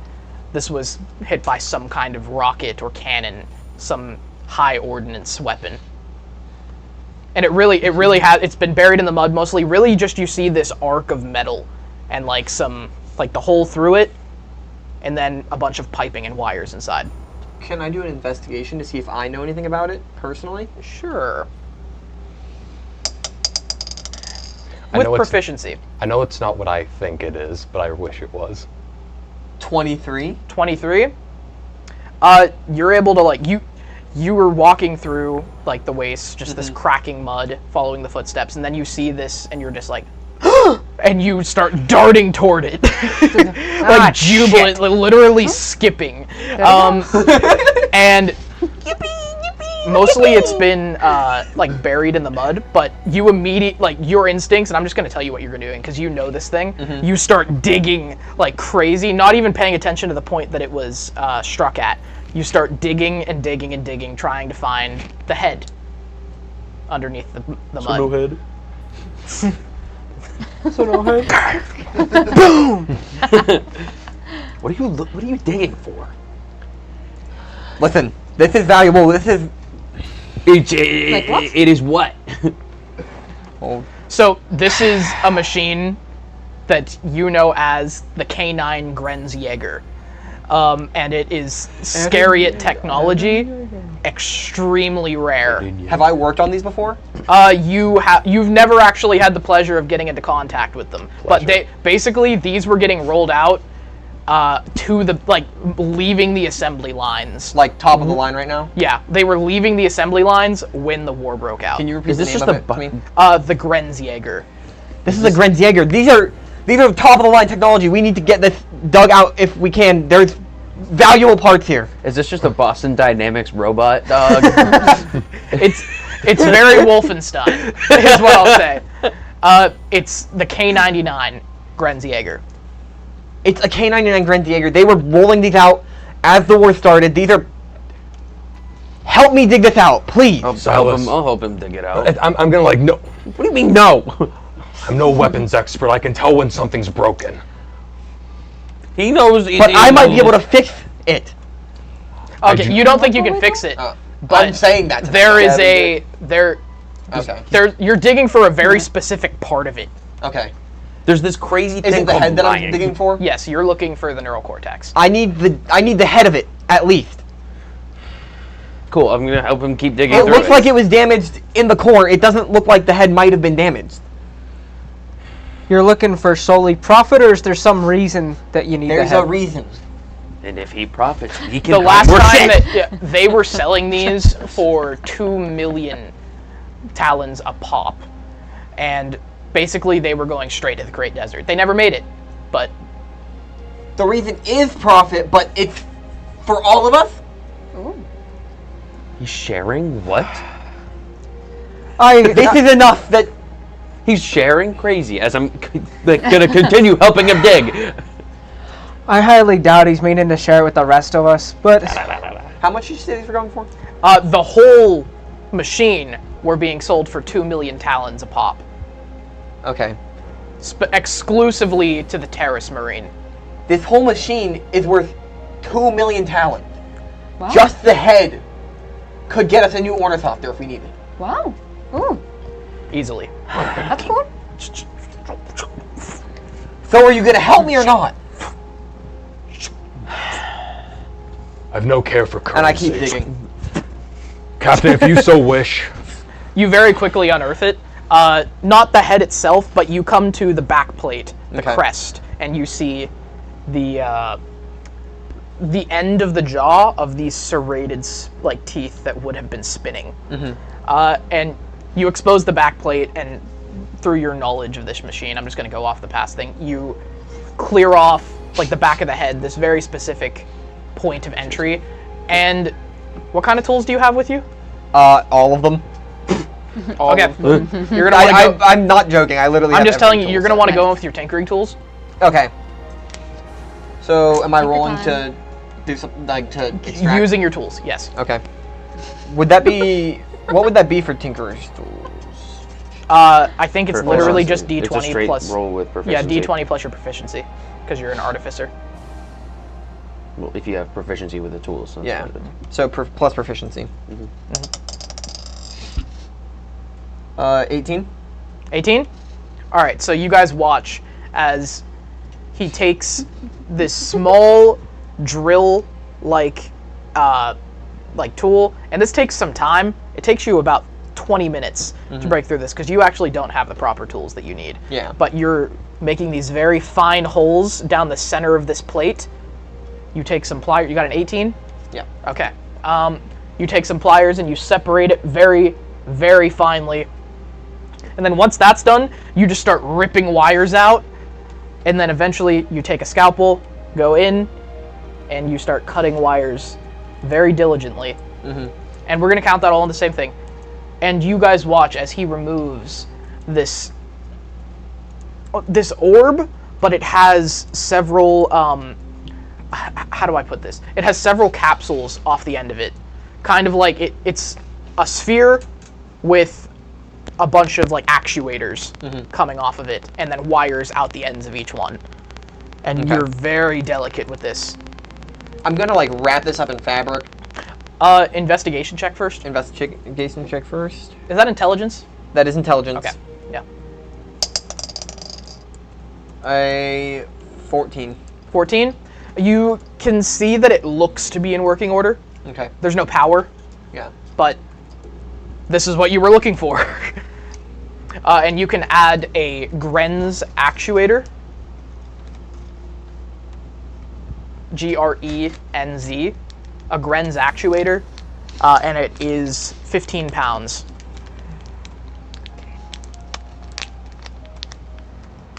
And that's probably the second most expensive thing that you're carrying. What?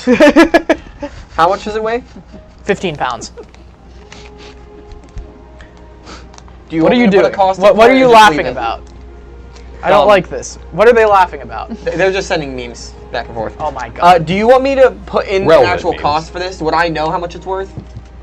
It would vary, Okay. depending on the seller. So just leave cost empty. Seeing that he's extracted his little orb, I'm gonna see this like out of my peripheral and just like call up to him.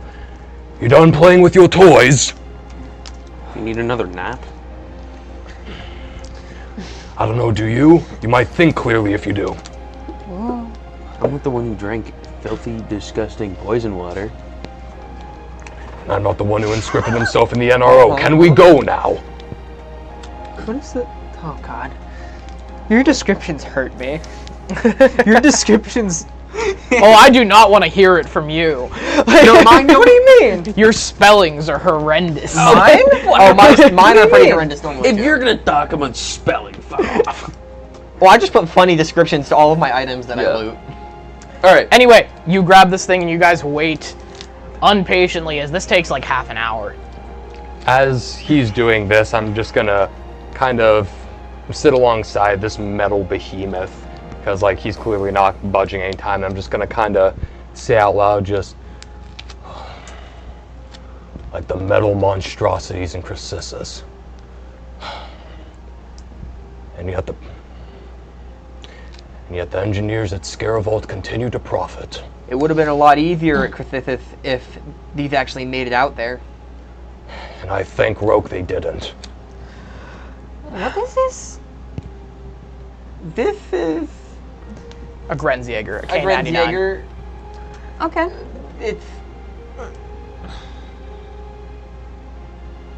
It would have made a big difference. So What does it do? Every engineer said that about every piece of technology that ever went to the desert. This is gonna change the war. This is gonna change the front. We're gonna push the bugs out of the desert.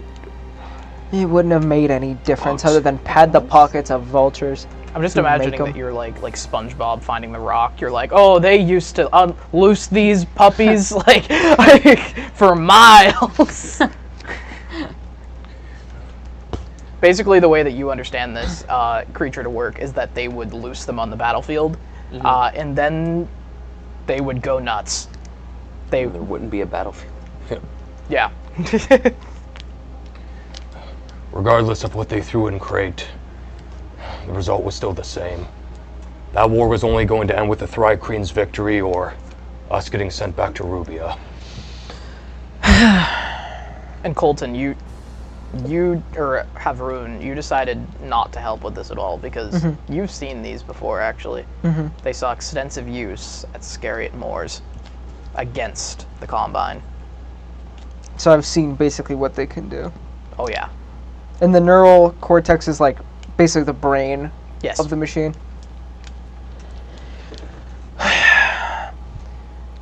If you want to unearth that monstrosity, be my guest. I'll not tell a vulture not to eat a corpse if it sees one. But I have no desire to ever see one of these things in action ever again. Do as you wish with it. Better leave it to rot. Got some big feelings. Let's get moving. I got what I needed. Wonderful. So, you carry on, not finding anything more particularly interesting. You come to a part of the battlefield that there is not even trench lines in. It has been so decimated that basically all that exists is the mud. And you trek this for another couple hours. And then in the distance, you hear the very faint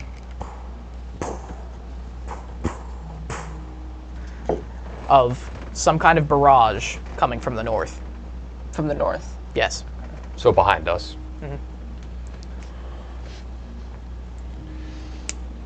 So wait, you guys are headed south, and this is coming from the far north. Yeah. From where we were getting shot at before. I was gonna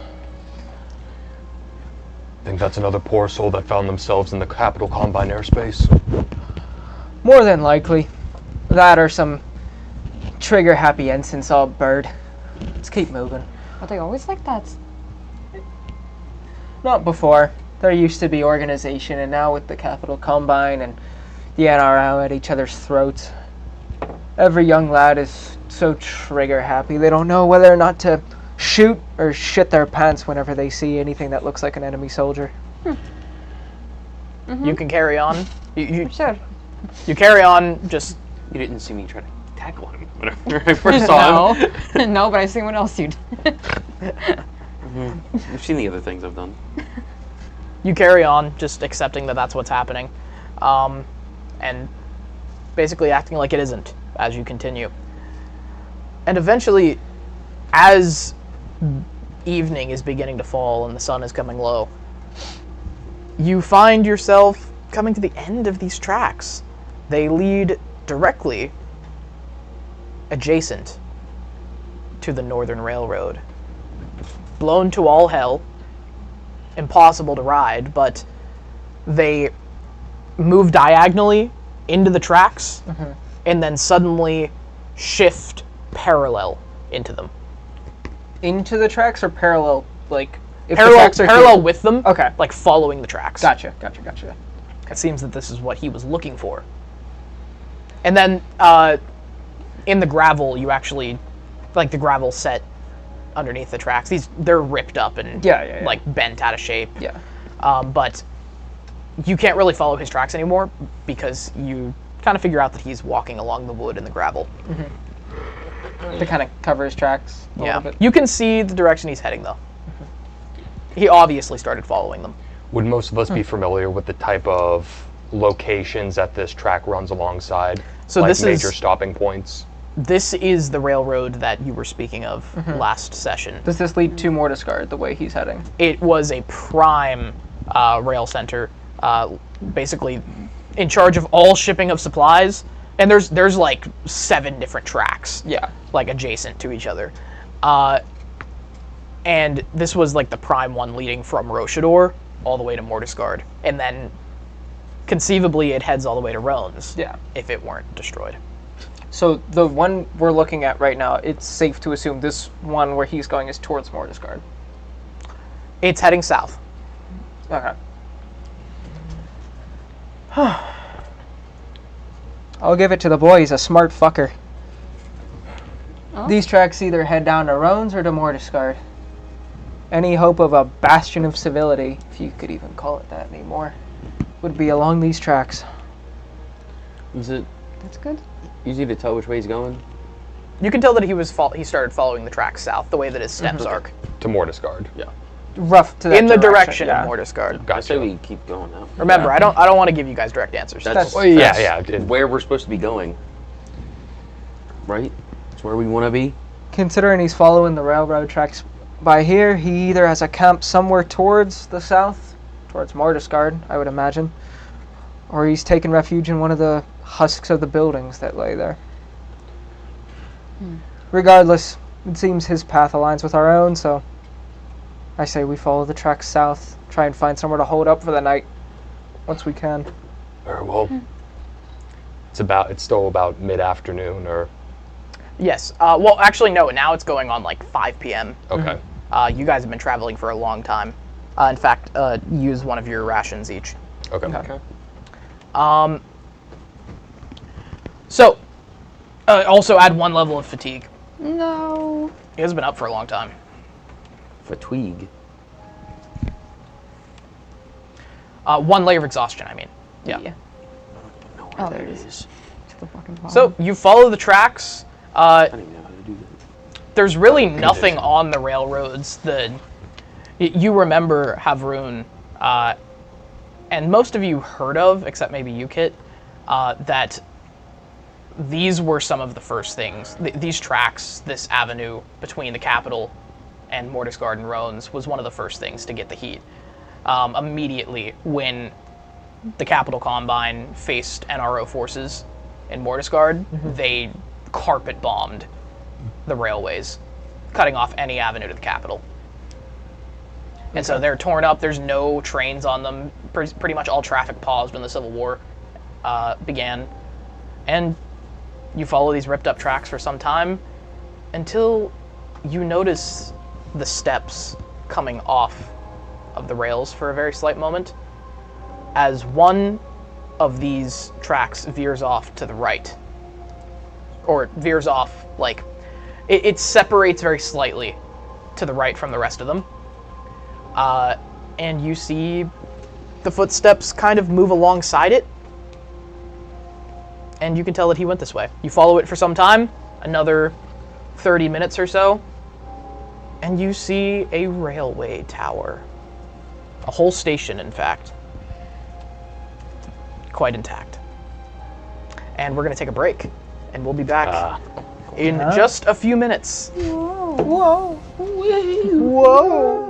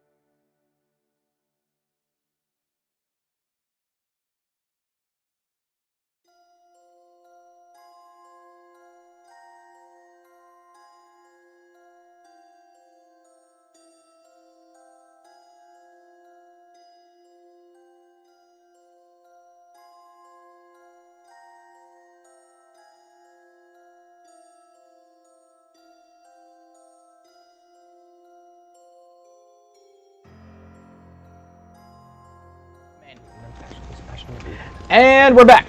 Yeah! Rubia! Rubia! No! Rubia! No, Rubia! Last we left off, you guys got shot down by Combine anti-air. Your ornithopter exploded. You're now in the wastes, yes? No, we skillfully crashed. Okay, sure. Okay, sure. Yeah. And it blew up 3 times. Yes, it blew up 3 times and continues to do so. Still going. And then you found this, trying to survive, you drank some noxious, horrible nerve gas water.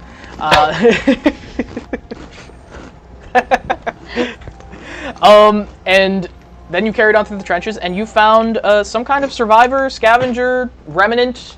You aren't exactly sure, but you tore the coat off of him as he ran. He wore a gas mask and then took all of his food. And he booked it into the distance, leaving very distinct footprints in the icy mud, cracking under his feet. And you followed them for several hours, into the evening, in fact. You collected some some scrap, and then eventually you came to railroad tracks, blown to hell by the Combine and our own bombardments. But then you followed an offshoot where this boy had gone, and you find a railroad station, some kind of depot. Quite intact. It seems off the beaten path a little bit. You can see immediately that there is a train inside, like, the depot. Some of the cars are toppled over. Specifically, the engine is, like, there's a massive explosion right behind the, like, locomotive part of it. Like a blast, like... The steel of the engine is, like, blown out the back. Okay, I see what you mean. No youth to me. So, but this tower is more or less intact. Maybe a bit battle-scarred. So, okay, there's a tower, and then there's a warehouse, and then the rail yard. Gotcha. Can we tell where exactly the tracks went, or just that they went towards? They split off into 3 different areas into the rail yard. So, like, the track turns into 3, and then they lead into, like, brick station ends. Does that make sense? Brick station ends? So, like, how do I put this? Raised brick platforms Oh. that meet the cars at their walking height. I see, okay. And the tower seems to be, it's constructed of steel, and it's arcing over one of the track areas, and probably a loading zone of some kind for coal, maybe fuel, stuff And like this that. is where the Is it tracks getting- led us? Is it getting dark at this point? It is beginning to get dark, yes. In fact, I would classify the outside as dim light. And the footprints were leading to this. Just It splits indiscernibly into off the train yard. Into the train yard. And then you actually can't follow them anymore as the ground turns to gravel. And no longer this mud. And this depot is remarkably preserved, probably due to the tree cover around it. And you are actually much closer to the mountains than you were earlier. Okay. Well, I think it's safe to say they're smart for taking cover here. Good place. Yes, but I'm amazed that it's intact and that it hasn't been claimed by anybody for some sort of outpost or anything. that's what worries me. Given the fact that it's in such good shape, it could very well be occupied. It almost certainly is occupied, given the fact that we followed tracks here. I don't like it. By bandits, survivors, or whoever else. Doesn't matter. I say we hold up here, and if they have an issue with it, we can deal with that when it comes to it. They might be friendly. I'll scout ahead. I can camouflage myself, go on ahead, survey the area, and report back to you. At least give us a heads up as to what we're walking into. Done it 1,000,000 times before. I say the professor and myself take the tower. You and Pierre take the warehouse. Silas and Celestia take the yard. Split up. Fair enough. Boy, you follow my lead, and if things get hairy, I'll need your assistance. She's just gonna... After what happened down in the cave, I'm not letting that journal out of my sight one more fucking time. It's for the journal. Alright. Sure. So, with that being decided, So what I'm gonna do with my disguise self spell, and there go my level 1s, is that so Yeah, level 1. There's the level 2s and then the level 1s. The spell burner. Do you have any spells now? no. I know. You're supposed to have some spells. I have 4 1 slots and 2 2 slots, and we don't rest a lot, so. So what I'm gonna do is disguise self lasts for an hour, and Can you sit up, Colton? Huh? Can you sit up? So what I'm gonna do is I'm going to cast it on my cloak, so like the entirety of like the cape and the hood. That way I can kind of cover it over me, while like my actual physical form and my garbs like underneath it aren't disguised, but the cloak itself is disguised to fit in with the snowy terrain. Okay. So as long as I like keep the hood over my head and kind of keep my face covered up, I could just camouflage myself with the snow. But the second like the robe or like the cape would be like taken off, I don't have that camouflage. It's just on the robes. Okay. So doing that, I'm gonna cast disguise self on the robes, put my hood up, and kind of gesturing Pierre along, I'm gonna move forward towards the it wouldn't be a hangar. It's a warehouse. Warehouse. Kind of gesturing them along and just making my way towards it, kind of seeing anything, perception check for any individuals or items of interest. Yeah. So he's all disguised to be in the snow, and then there's me in my black and red armor. Well, I'm gonna gesture you to like stay probably a good 20 feet back. Stay away from me, you're dangerous. Yeah, basically. Okay. Okay, that's a 7. Okay. Dog. I also You don't notice anything in particular. You notice that on the side of this warehouse there is a massive spray-painted logo of the Capitol Combine. It's very faded, but at one point this was a Combine outpost. Gotcha. But that's all I see, no individuals, nothing that I can see. No. So you make your way closer through the gravel and up onto the brick platforms, maybe hiding yourself in the locomotive. And what you do notice is that there is a car near the back with it was hidden before by the contours of the train and some of the cars that were turned on their side, but in the very back there is a artillery car. No, so you make your way close. Cool. Oh my gosh. Audio works. There is an artillery car that hoists this enormous rail cannon that is actually extremely intact. It's buried within the other cars that have been upended, turned, and on tracks that can't move, but it seems to have survived the winter quite well, and that's what draws your attention mostly. I think Rogue Silas is in the fields. I'm gonna make my way closer to the You're gonna warehouse. see Silas walking out in the open. Do I see anything like interesting, like besides whatever? Perception check. 15. Say again? 15. 15? Okay. So, what are you doing? I am probably a good 20 feet ahead of him going towards the warehouse. Like, I kind of gesture him to stay back because if he's, glued to my hip, it kind of defeats the purpose of the camouflage. Okay. Just this big. So you're walking behind, casually when you notice that Guillaume is like moving around and stuff, and then he begins to walk out in the open, and you look up to the railroad tower, and you notice a glint.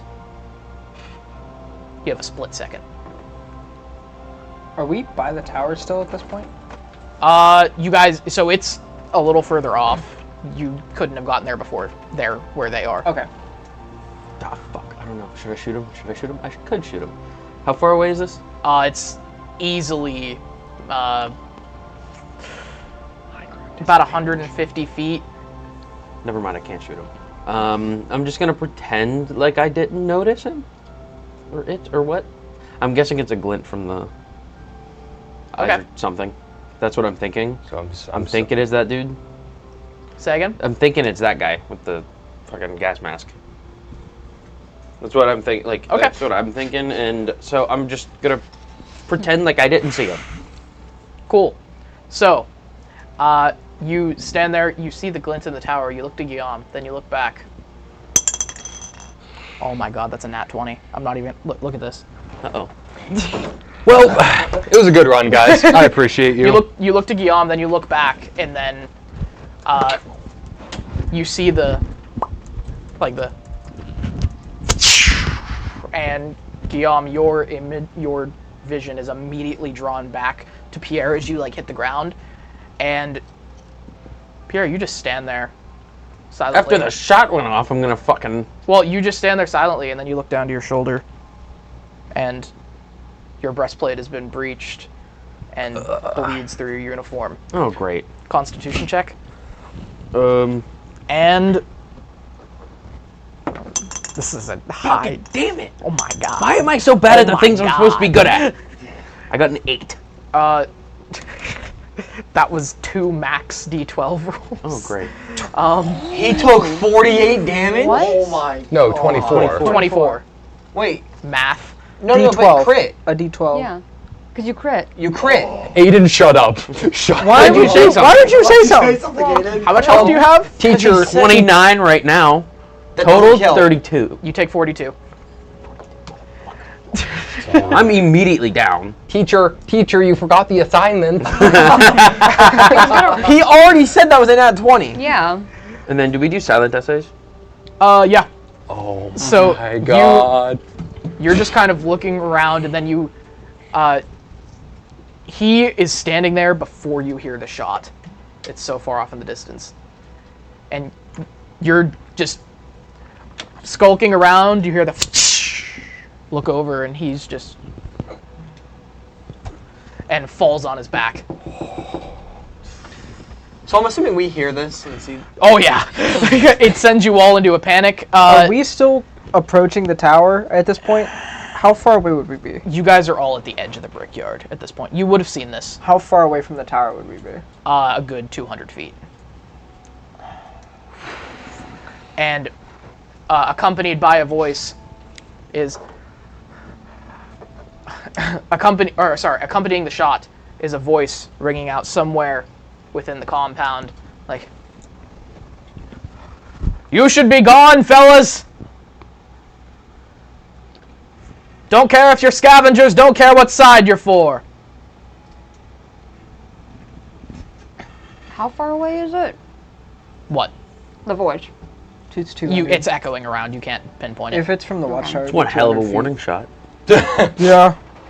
Well, they saw your armor. Yeah. That wasn't a warning shot, that was a warring shot. Okay, okay, what I'm gonna do is, I'm gonna rush back to Pierre. Can I do like a stealth roll? Because like, I'm gonna be kind of booking it, so that can like... He's like 20 feet away from you. Yeah. In the open. Like I said, that's where... Okay, hold on. He's still got the cloak with the disguise. Yeah, because that lasts for an hour, so I got that for a You'll while. need to do a stealth check. Advantage because of the cloak. Oh yeah, and I do have an... I'm not sure exactly how that works, the What? cloak thing that you're using. Let me... It is dim light, too. It's disguised self. It is dim light. He looks like... His that cloak guy looks like the terrain around him, and he's using it to cover himself. Other belongings... So I would say that's cover. Yeah. It says looks different until the spell ends. Like I said, I take that as like you can change the not make it invisible, but change the appearance. To blend in. And like I said, so I can make it kind of like a Camouflage. grayish white hue that blends in with like the snow-covered gravel. Like wearing winter camouflage, basically. Exactly. It's just like I get it. camo. I get it. Yeah. Yeah. So I didn't mean for that to sound like belittling. It was just okay. So and I do have an ability where I get advantage on stealth rolls. So I'm gonna use that. That scene of like Guillaume like sneaking around up here, just walking out, and then just glint, Bang. Guillaume thing. Well, he's trying to get to Pierre. Is there any cover in between us and the tower, or is it just open? There's a lot of cover. Can I kind of like... He was standing away from the brickyard. Okay. Like in the open, and Guillaume, you were taking... What? Oh. How? What'd you get? What'd you get? The highest is an 8. 8? Alright, so you rush out. Lily's in the chat. You rush out and... Remember, it's dark. It's dark. Please, have mercy. Be generous. It's dark. You should have had disadvantage. You rush out into the open to try and help Pierre. And dexterity saving throw. I don't like this game, guys. Advantage because you're hard to see. Okay. Could I try and slowly advance up towards the tower with cover and stuff? When do you want me to just start doing that? When do you want me to start doing saves? No, they occupy all the high ground. There's the tower and then the roof of the warehouse. Well, would I be able to sneak up to them? So, or no?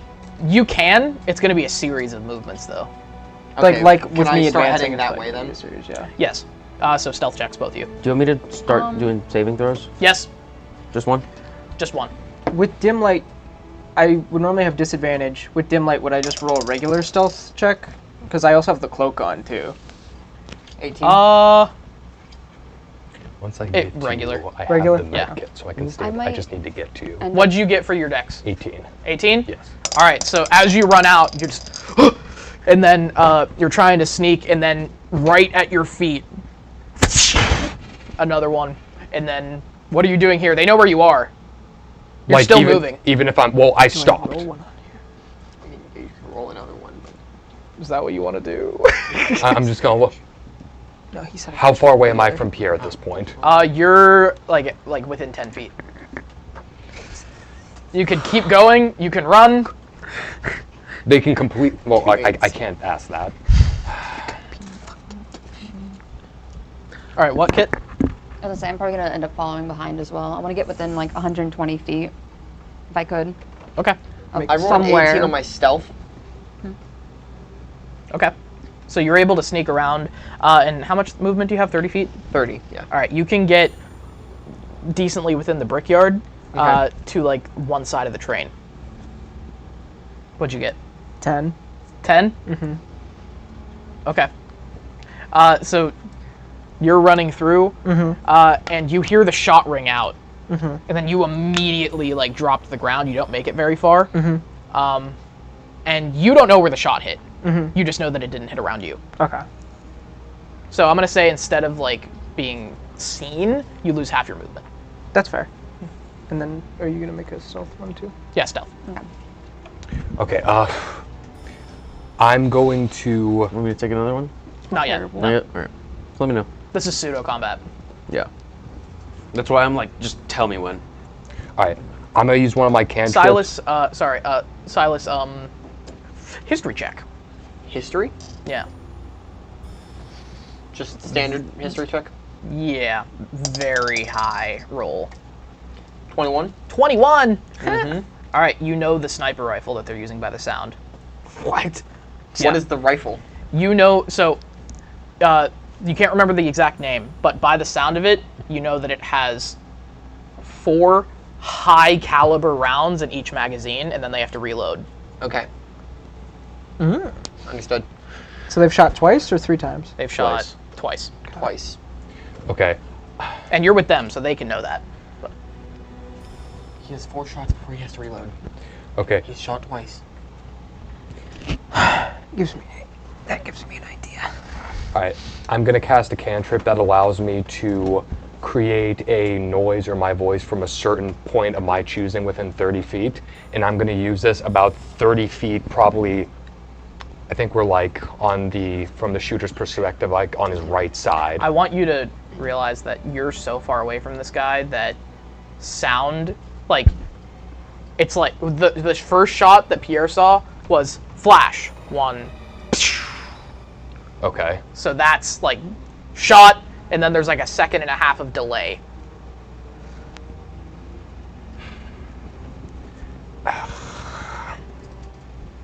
Those are high caliber rounds if you get... Think outside the box. Yeah.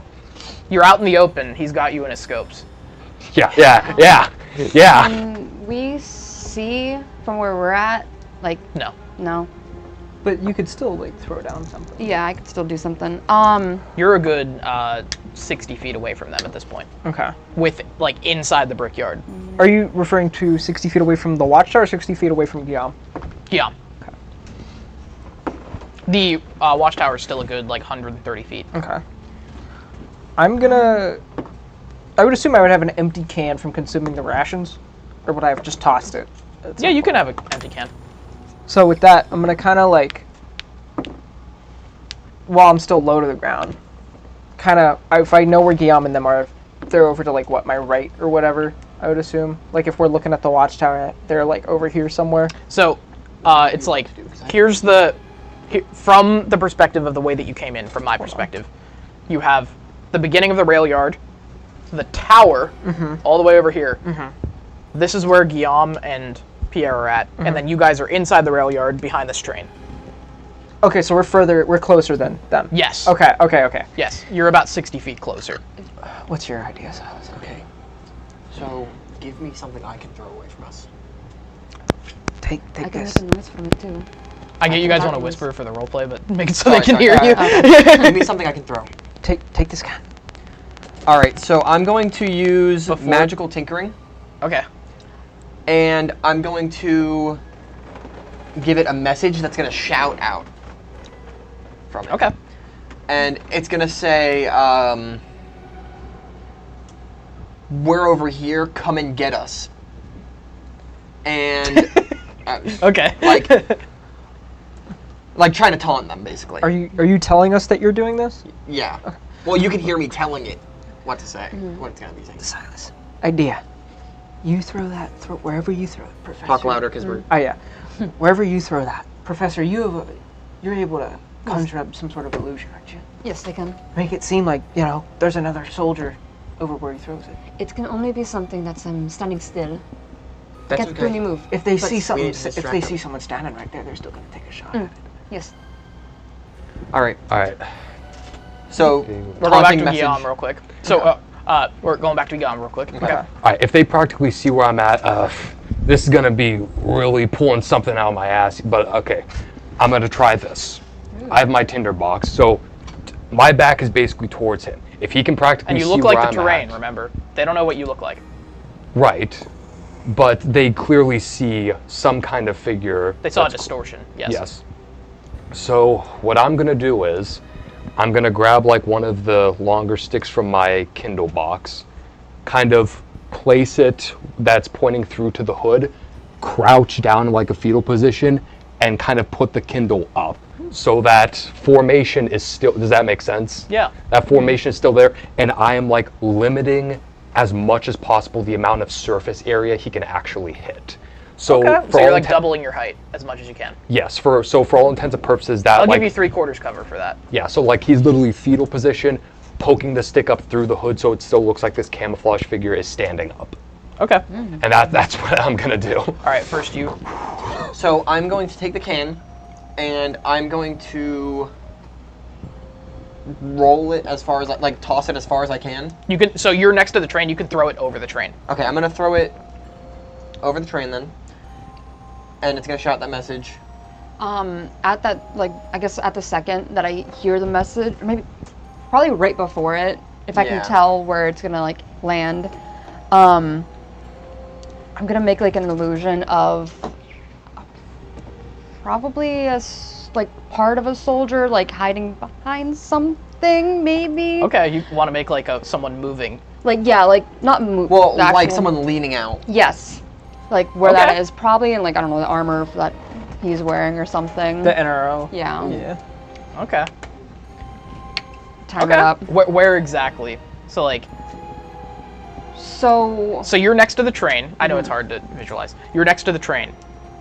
Silas is throwing the can over the train. The tower is ahead of you. Yeah, I'm going to try to get it right where the voice will be coming from where that will be hitting. Okay. Best I can. So, let's see. All right, you guys had a round turn. Cool. Kingdom combat will be done. I'm trying to decide. Never mind. Okay, this one's. Okay, this one's tough. There's two very convincing targets, and I'm trying to decide how I would think as a sniper. Ooh. Ooh. The sniper doesn't know who he's facing. Okay, we're gonna stagger it then. He's gonna do that first, and then your thing. Okay. I was gonna say, this one sounds like it's a real thing. And he's looking in a direction already. Yeah. I was gonna say he's already looking for yeah. So 3/4 cover. What does that do? It gives them +4 or +3 to their armor class.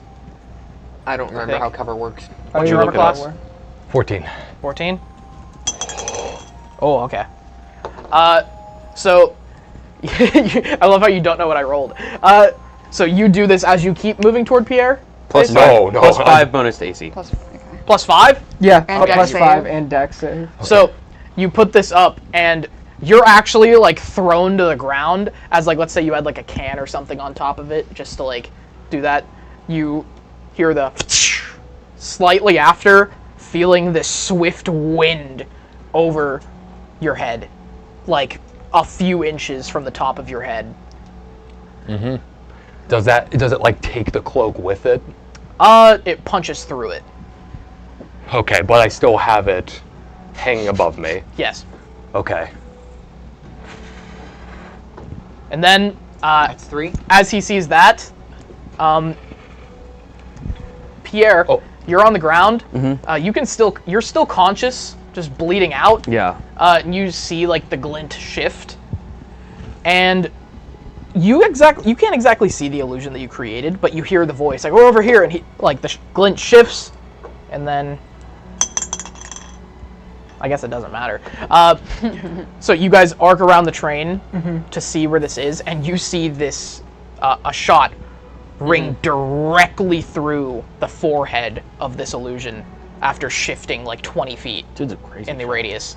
And that's 4 shots. The second he fires, I'm going to double expeditious retreat. So I'm going to be moving at 90 feet. Okay. I'm gonna 90 feet? I was gonna say I'm gonna follow suit kind of And- behind him too. Lockwood. I'll follow through. Yeah, 90 feet. I'm hauling ass. What are you I'm doing, rolling again. Okay. Wait a second. Like towards them, trying to get up. Okay. So with that, you're able to get to the foot of the tower. Let's just say all of you for the sake of it. Okay. Okay. You guys are able to get to the tower, and like post up against the wall. There is a heavy door leading into it. It's like think of it like a like sheet metal. Okay. I don't know Is if it? I'm sorry. Go ahead. Go ahead, you can ask a question. I was going to ask if we can tell if it was locked or anything. You haven't tried it yet. Okay. What are you doing? Okay, so as that bullet kind of went through the cloak, I like laid it down with the momentum and kind of put myself underneath it, basically playing possum. Okay. And I'm about still 10 feet from Pierre. Yeah, thereabouts. And you're just laying flat. Yeah. And after a few seconds, you notice the distinct lack of fire. Do you want to peek out and see? Like I'm literally gonna like poke an eye out from my cloak, kind of directing it towards the tower to see if I can catch like a glint. You don't see anything. Okay. Is there a side stairs going up the tower like a lot of train yards have? Or is it Not inside outside, of it? no. Okay. It seems that there's only something inside. Question. Is there anything like a balcony or anything where if There are scaffolds higher up. there Yes. are? Okay. And you don't see anybody on them. The glint. Oh, you guys didn't see the glint.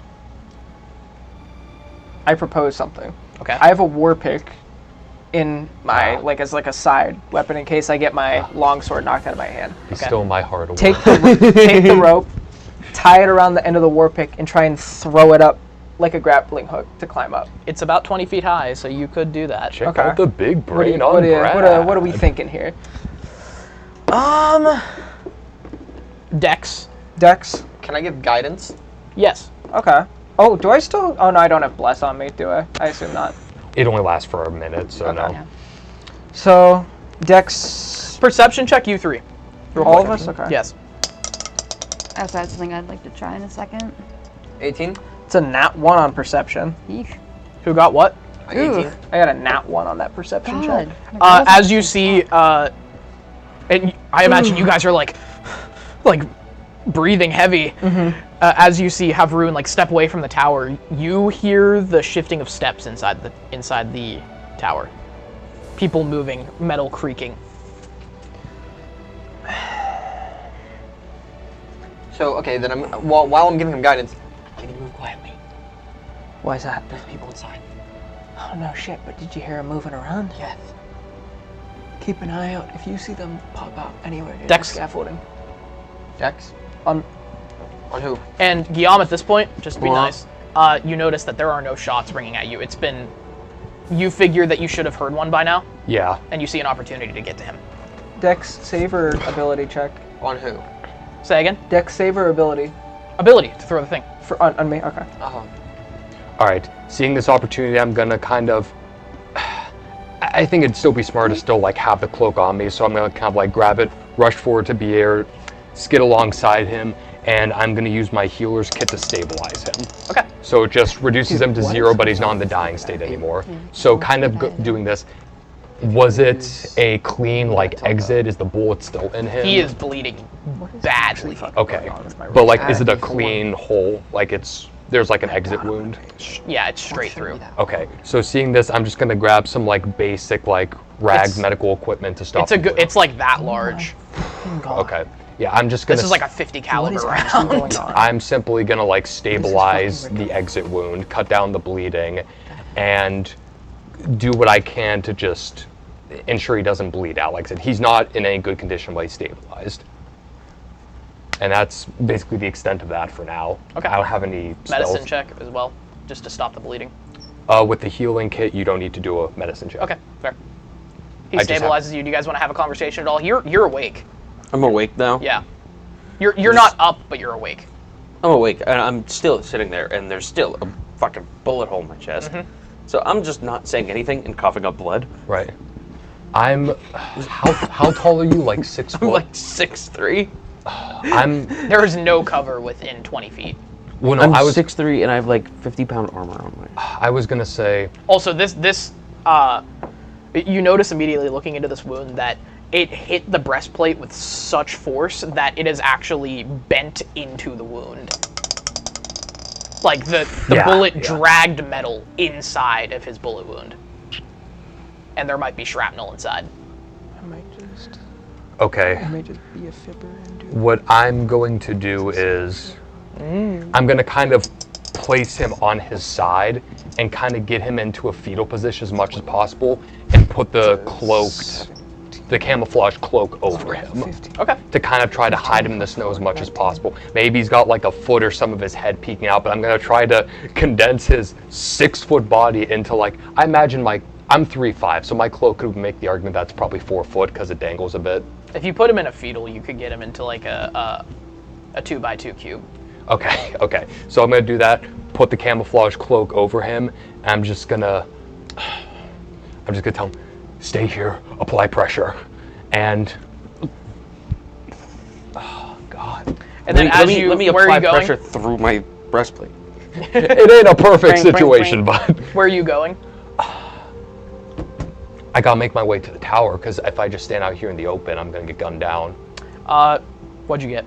19. 19. So as you turn around, you notice on one of the first like high platform of the tower, you see a war pick and a rope thrown up and grappling and tangling into the scaffold.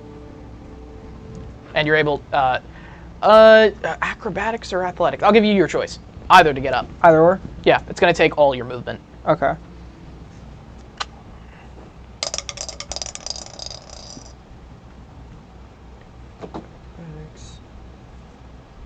Sniper! 17. 17? Yep. Can I argue that it won't take all my movement because I can bonus action expeditious retreat since my spell is active still? Of course, yeah. 12. 12? You can get up. Okay. 9. 9? You make it about halfway. Okay. And then like Lilli's just tagging along, obviously. Yeah. So what am I seeing up on that? So you get up there, and again, you hear the footsteps inside the tower. Can I see in the tower? No. Okay. The tower is quite intact. It has a concrete base and then metal walls. Is there a way in from there, or is it just not on the side that you're on right now, but you used all your movement. No. Oh, you didn't? Okay, you can go around the side, and okay, you sneak around to I'm trying to hug the wall so I'm not out in the open. You hug the wall, and basically you peek around the corner, and you do see a doorway. You don't see anything there, though. Nobody there. Okay, can I try to open it, or am I out? You haven't moved around the corner yet.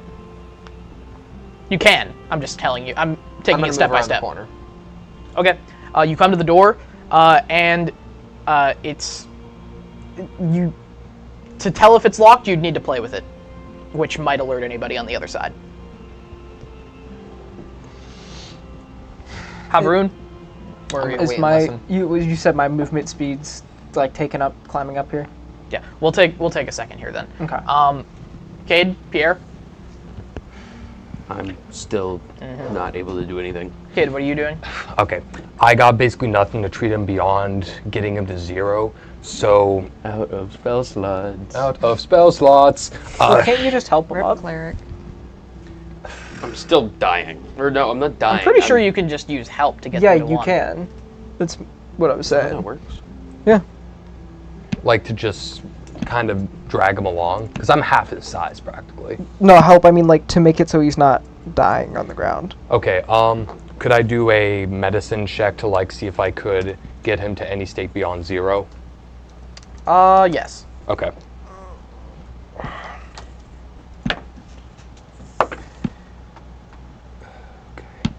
God, that's an 11. I see. Okay. So healing spells cost resources. Healing in general uses actions. And so you can choose to stabilize somebody. Because I stabilized him with the medical kit, and that takes up one of its uses. It has like 10 of them. It's just so weird. Like, and there doesn't seem to be a definitive answer. DM's ruling. Make up our own. I want to say that you can just get him to.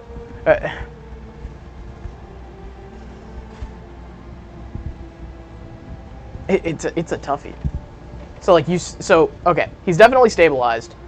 I'm gonna say that like, we'll do steps. You have to stabilize as an action, and then you have to heal as an action. Or you could just heal them using a spell.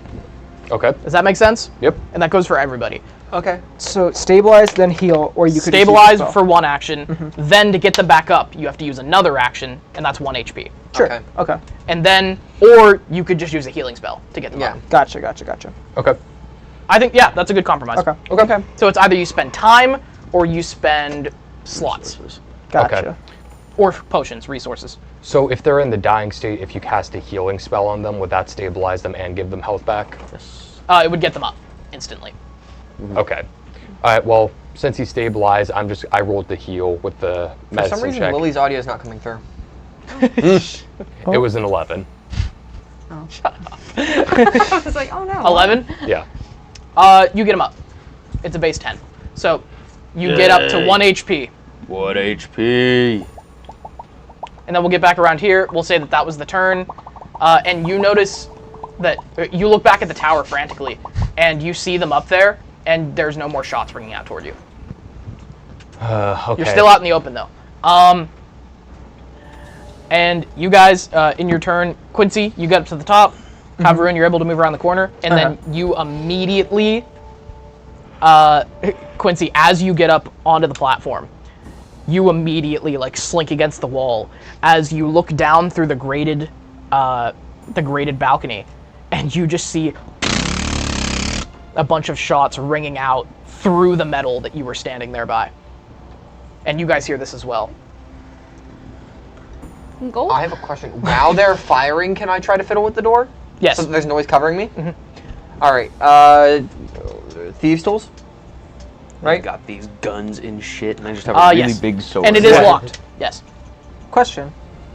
The suture that I have, the gun sword thing, if I were to use that as like my flintlock pistol before I, make the actual weapon itself, would that be a modified to hit, like a +1 or something for the shot as well as the hitting with the actual sword? Yes. Okay.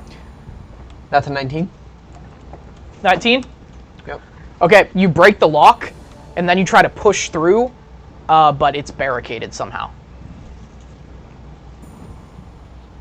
And then the firing down below stops. You guys like freak out and drop to the floor as you hear this. I'm already on the floor. The sound that I used is kind of inaccurate. It's more of like heavy like burst, like. Okay. And you can see the impacts on the ground, and that's where you were standing. And then you hear commotion inside. Perception, all of you. Okay. Me too or no? No, 16. 16? Yep. 14. Am I perceiving 14? That was almost worse. That was almost very bad. 8. Okay, you hear the conversation quite loudly of them like shouting inside the tower, like, how many are there? And then another voice, I shot one purgator out to the field. I don't know how many there are out there now. Can I send like a message towards like those voices? Tell me about it. Like the message spell? You could talk to them yourself. I don't want to do that because I don't want to like let them know where we're at. How does message work? Is it? You point Do you and need then to see whisper. No. Okay. It's just within 120 feet. You point towards where the voice is, where the person is, and then you. Yeah, you can do speak. that. Okay. Through the walls. Yeah. Yeah. Yeah. Go ahead. You already have yours. So I was gonna go back to them, but you already have it. Okay. She'll probably just like. There's no reason to attack us. We are just looking for a place to settle down for the night. Oh fuck! What is that? I promise we mean no harm. And you hear like shouting and commotion as bullets start ringing through the metal of the walls just at random only angles. he can hear it in his head. Say again? Only he can hear it Only in the his one head, guy whichever can hear one I like locked on. Oh, okay. Yeah, so it's only one He just person. starts like shooting up at the ceiling, and then you just hear the subtle clack. It's like you just hear the subtle clack. Jack, what the fuck is wrong with you? He can respond as well. And then you hear Jack say something. She's in my fucking head! I'll do the message again. Which bitch? I'm not in your head, it's just magic. Please stop shooting. He's like, what is she saying? And they're like pointing out, and they see you push against the door and like try to move their barricade a little bit, and you hear clack inside of guns moving. It says, they're up on the roof. And then sudden quiet. And I heard that last part of they're up on the roof. Yeah. Am I He by said it quite loud. Like, they're up on the roof. Am I by a window or anything? There's no windows.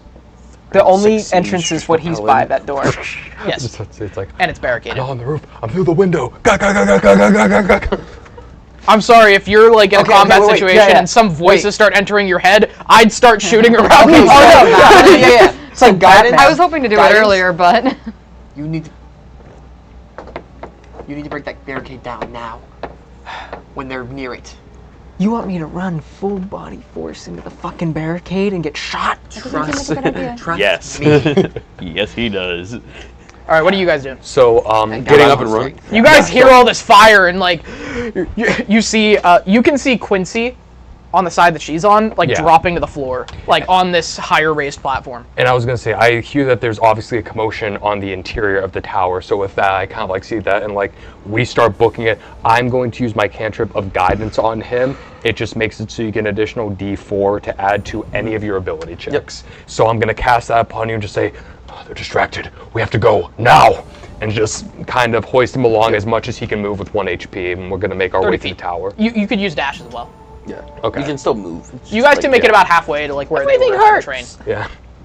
You can make it to where they were by the train, and then as you're moving, you don't get hit, but you hear the again and a scratch of metal off the top of the car, and then off the top of the train car, like the artillery gun that you were near, and you guys hear there, and you kind of hear it too. Positors by the train. Is that behind this door that we were right next to? That was up top, way up. So this tower, since you're on it now, you can kind of surmise that it has like 3 floors maybe. Mm-hmm. That was from the very top of the tower. So we're on like the second floor. Yes. Can we hear anyone by the door? You hear all kinds of stuff inside. Can I grab the pick up now and try and throw it up to a higher platform? There is one more, and it's 40 feet up. Fuck. Okay. Now that I hear that like more shots are ringing out, that I'm gonna put the helmet on, which isn't helping, but like just lock in. I'm getting into my alter ego. No, I put it like putting it on so if I get shot in the head, maybe it'll do something. Alright, hearing this, I'm just gonna keep gesturing like, run, keep going, run, go. If they're looking up here, I'm gonna kind of gesture to them and point to the rope, like. So you guys, okay, perception, both of you. And so Silas is telling me to break down the door, and I'm gonna kind of sidle up on the wall by the door, and I'm gonna go. I got an idea. And I'm just gonna, as loud as I can, just on the side of the door. Sorry. Like on the door to see if I can get them to jump and then shoot and waste their magazine on the door itself to loosen it up. Like Don't tell me what you want to happen, because then I won't feel good about giving you it. Fair enough. I could also put the. So you slam on the door, like you said, and then instantly. Only 4 shots though. With our perception, I got a 19. I got an 8. Yeah. 8? 8. He got 19. So Pierre, again, in his bullheadedness, starts heading right away from the train, outrunning you a little bit, and then you notice immediately, you see the wall that they were against and all the bullet holes in the side of it. Do what you will with that information. Do I see the rope? You do see the rope. All right, and he's not running towards that. Yeah, in fact, the rope is actually dangling on by a thread because one of these bullets cut it in half. And it definitely couldn't hold your weight now. It's about 10 feet up. How many feet of rope would I have used for that? Because I had 50. 20 feet. Okay. You could get away with like 15 or 18. Okay. Wait. Okay, I'm going to run towards the rope. You do see Quincy, by the way. I do see Quincy. All right. I'm going to run towards the rope. I'm going to grab hold of it, and I'm going to use mending. Okay. Nice. And so I lay hands on it, and I cast my spell, and kind of that, I would imagine like midway through where one of the bullet holes are, it kind of just like ties itself together. And I kind of, and I look over to Pierre, I'm like, boy, come on! I immediately like... Do you begin climbing? Yes. Dex save. Oh, great. I was going to say, Yay! 17. 17? Okay. All right, so you begin climbing, and you walk out, and then suddenly the door kicks open, and there is some kind of combine commando hoisting up a rifle and aiming it right at you, and you dive yourself to the side of the train as bullets ricochet past you. Budgeter! Jesus fucking Christ. Again! And you're just right above him, and he hasn't actually seen you. Drop down on him. So he can't see me anymore, right? You got behind cover. Mm-hmm. So do we see him kick out this door like right below us? Quincy did. You guys are around the corner. Okay. So let's go back to you guys. So and Quincy. With them having... She hasn't got one in a while. Let's do her. Okay. Okay, you see this man beneath you. And he's wearing very modern-looking gear. Like, a metal, like, more Kevlar-ish helmet and body armor. Seems to be some kind of more mechanized unit. These guys aren't using swords. Oh, God. You can tell his armor is covered in mud and very dark and like streaked, and it seems weathered. There is a problem down there. She'll kind of say that more quiet and... Yeah. Yeah. Oh my God, nat 20. He hears you. Oh. He immediately hears you and then trains his gun up and then finds Guillaume and settles back and is about to pull his trigger and then squeezes, and then one of his men comes by and slams his gun now. Are you fucking crazy? That's a Tranquil Priest cleric. He's helping an ARO! And he pulls him back. He says, down! And puts him down. Calm down, master. We'll take care of this. And he starts running around the train yard to get you. Cool. Can I hear him coming?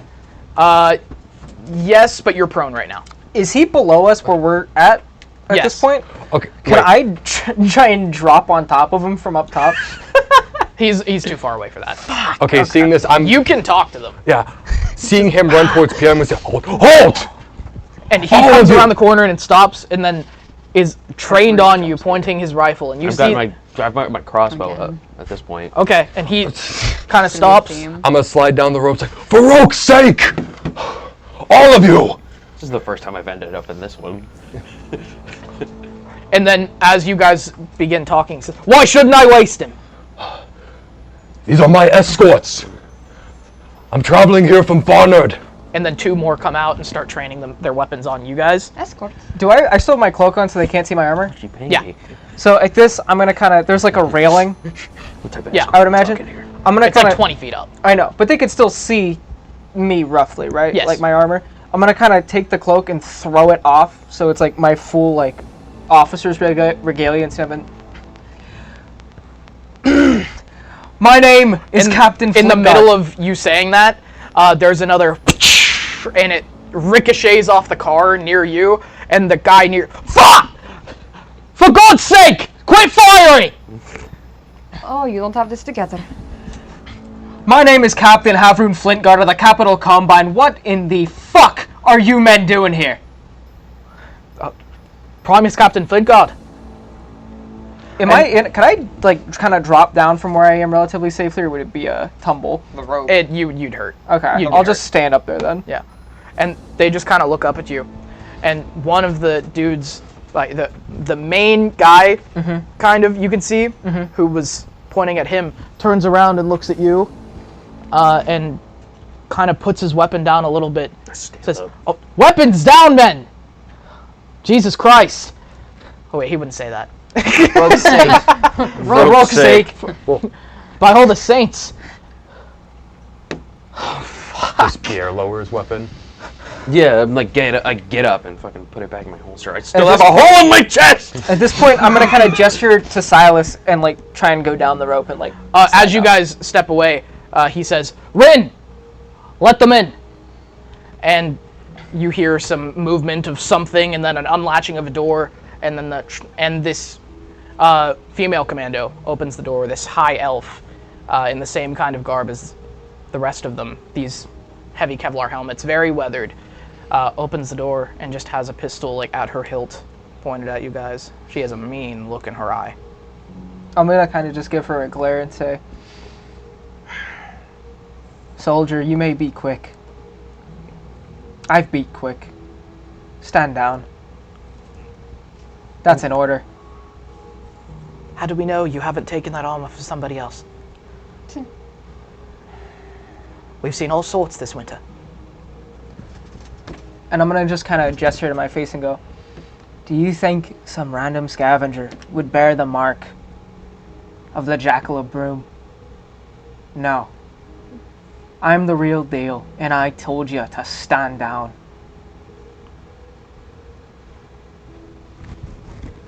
Ooh, they get hot in here. It's just me. Oh.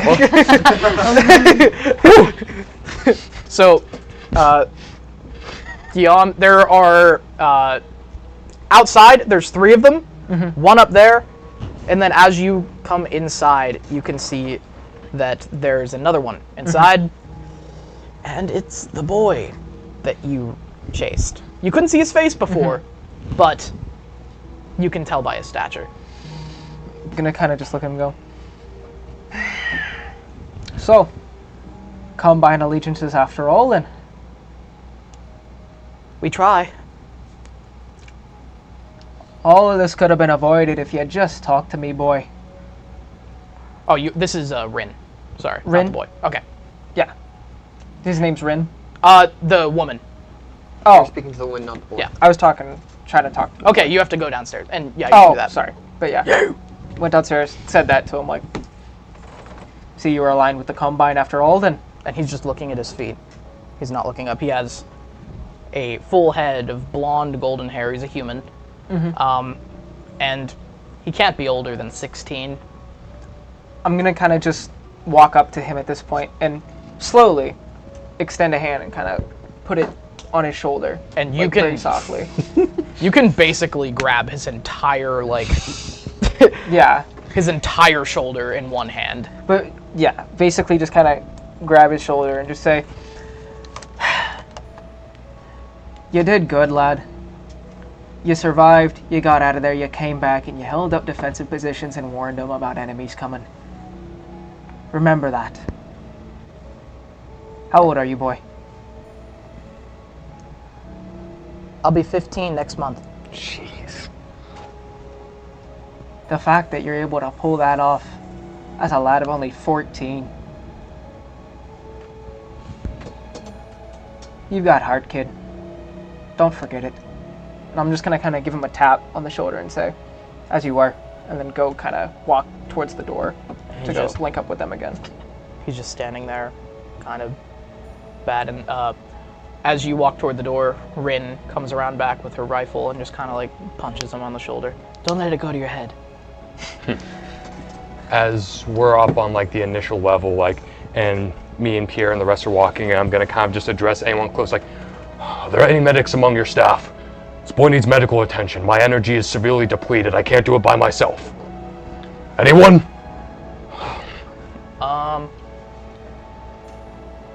You'd be the best chance we've got. Nothing but brutes with weapons. Fine, just whatever equipment you have, I'll take it. And they, one of them, you don't know her name yet. One of the other female commandos, the one that came out, throws her pack on the ground and says, "All that we've got is in there. Do what you can." It will suffice for now, but I don't know why you'd want to waste them on him. he has no further allegiance to the NRO as I would to any warring faction. He's with us. Then he should stop wearing red. Armor of the enemy is better than none out here, as your soldiers have proven to us. Is it? He seems to have a 2-inch hole in his chest, thanks to that armor. And he would be dead if it were not for that armor. He'd be dead if Vetch wasn't trying to he'd be dead if Vetch up there wasn't trying to lure the rest of you out.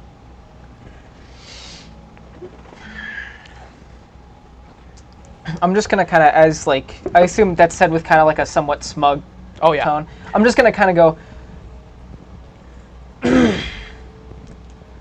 Soldier, you speak of having a tactical advantage. If I'd wanted to, I'd climb that scaffolding. I could have breached through that door and taken at least the sniper down within a second. Oi, sir, leave them be. They've been having quite a time, as you can understand. I understand completely. I do not mean to insult the soldiers who are just doing their job. But do not let arrogance blind you from tactician. With all due respect, sir, we've been out here too long for a lecture about protocol and respect. There's not a lot of love for command here, I think understandably. That I understand, yes. Trust me, I've had my fair share of commanders who I have had anything but respect for. So I do not ask for respect simply because of my rank. I ask for respect because of what I've fought for and the scars that I hold from the fact that I've served on the front lines with your kind before. I understand it. Silas is actually doing this.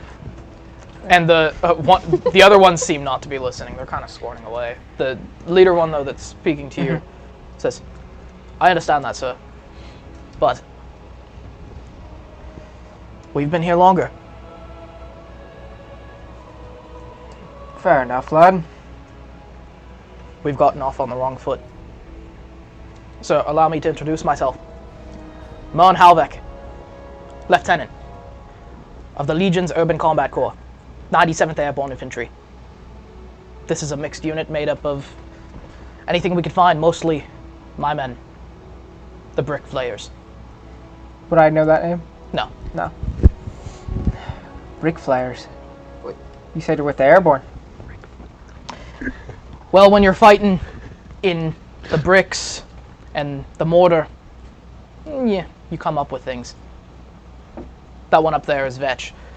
And then you just hear like a clunk upstairs and this dude holding this heavy rifle over his shoulder. So, I'm confused. Are we doing this or not?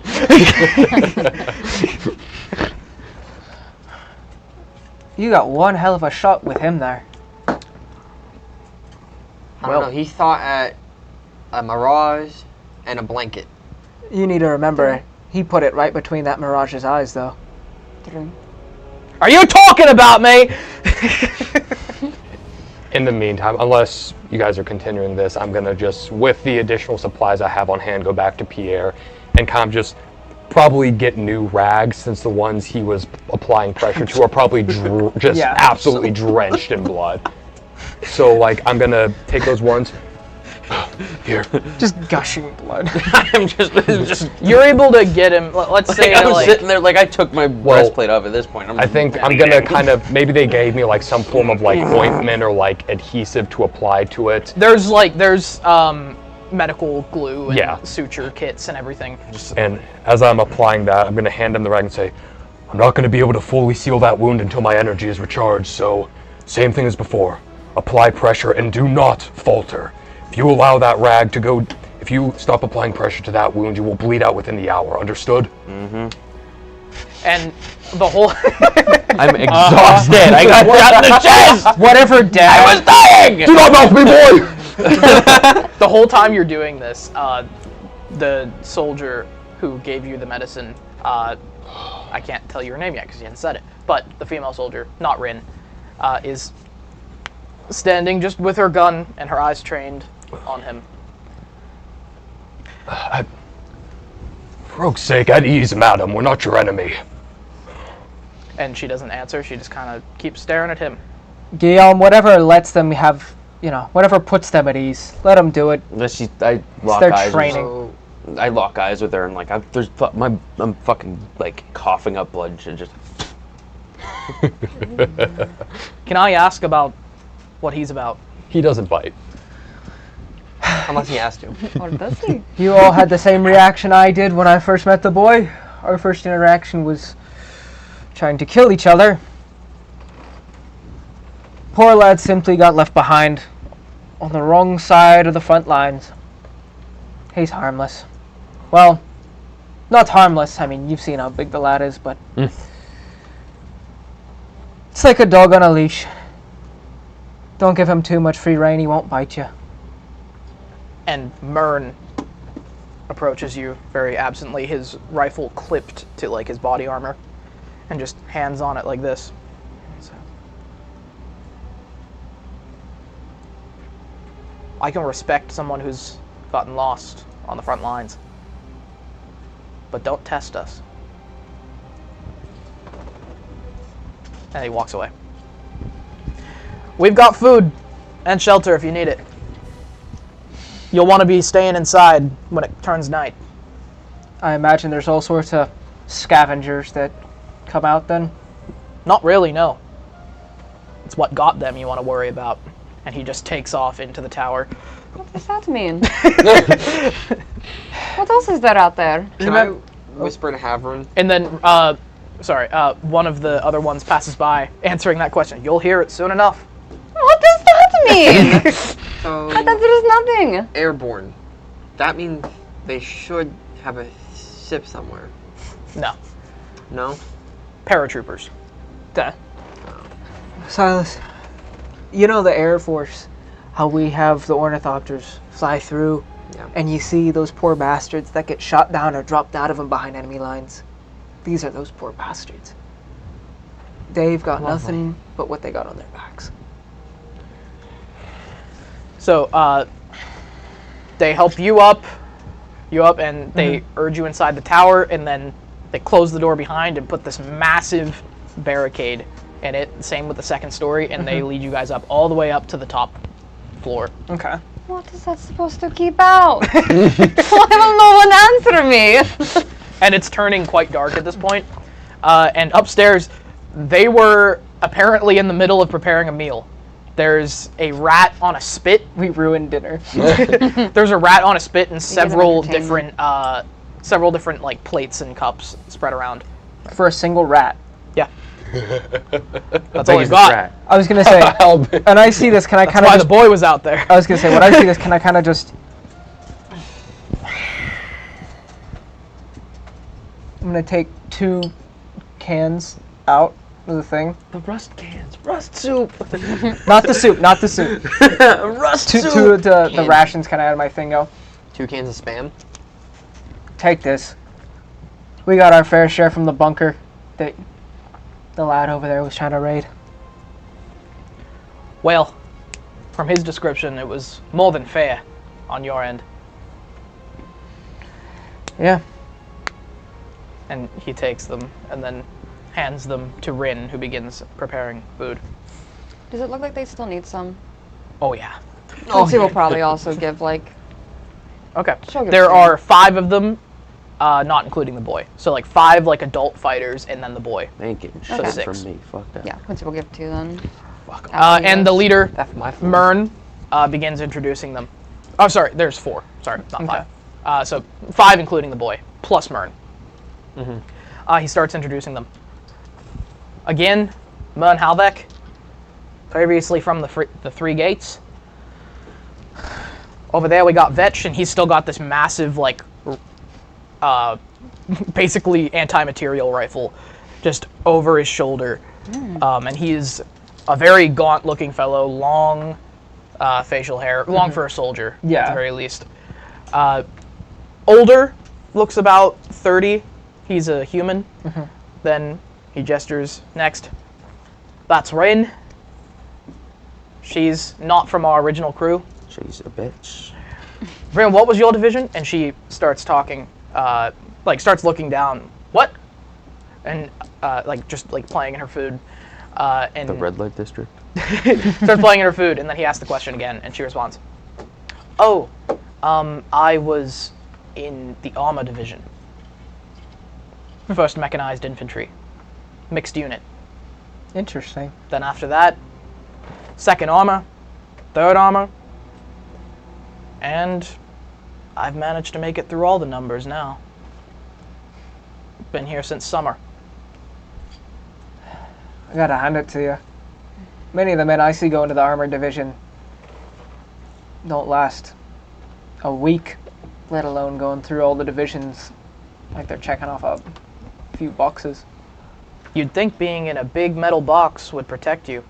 It just makes you a bigger target in my mind. Exactly. And that's when you notice that she's got like a bunch of like black specks and scars on the left side of her face.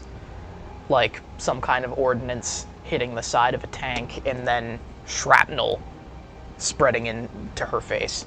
Okay. And then they continue. Mern says, "That's Jack. He's been in my crew for some time. He likes demo." And he doesn't say anything. Then the boy's Toma. Ain't that right, Toma? Where are you from? And he just looks down, says, "I'm from Mortisgard."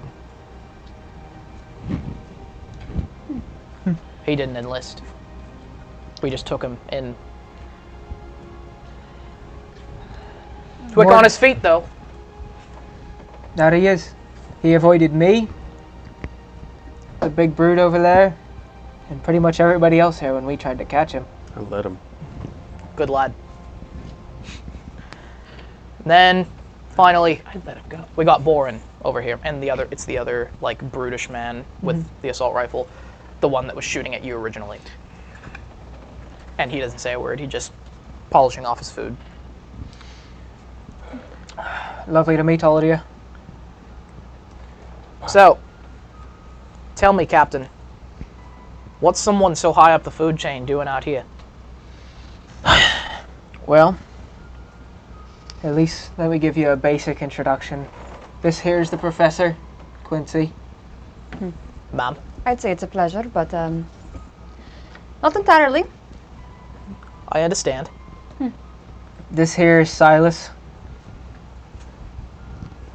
He knows his way around mechanizations. He's a... Really? It's the word I'm looking for. A vulture? A weasel. Well, we got plenty of those. Weasel. You might be interested in what comes later. Huh? You'll see. And this one? The big lad's Pierre. I don't know if that's a gesture in this one. It is. Oh yeah. Just immediately fucking. And he just looks at you and then rolls his eyes. He's a young lad. Got a bad attitude. Half-decent fighter. Lets his anger get the best of him too much, though, in my opinion. And then, of course, you got the priest over there. Guillaume Vermender. High cleric of the Tranquil Priest, slumming it down here with us. I once considered joining when I was a boy. Oh, well, not many of us follow through with the dreams we have as children, now do we? That's depressing. I found the politics a little much for me. Too much bad blood. And what do you mean by that?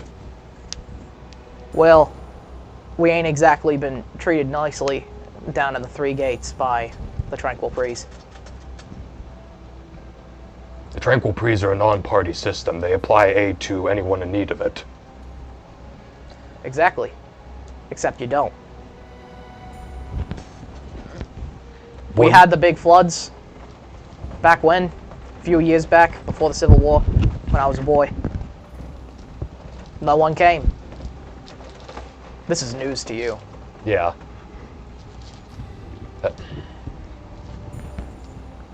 That's highly unlikely. Given the location to Rochador, they would have had some form of medical unit there at some point. Well, yeah, we had hospitals, but nothing really from the Tranquil Priest. Rochador didn't really care. Ain't that right, Captain? The politics of the mercantile. They didn't care about the people. They cared about their profit margins. Well, I've yet to see a difference. My apologies, sir. We speak freely here. I just know that they're worse. Flintguard, I do not take kindly to you swirling my order into the corrupt politics that is... If you think any order on this planet is exempt from the politics of man or mer, you're gravely mistaken. Remember that. I've seen it firsthand and heard the horror stories that come from it.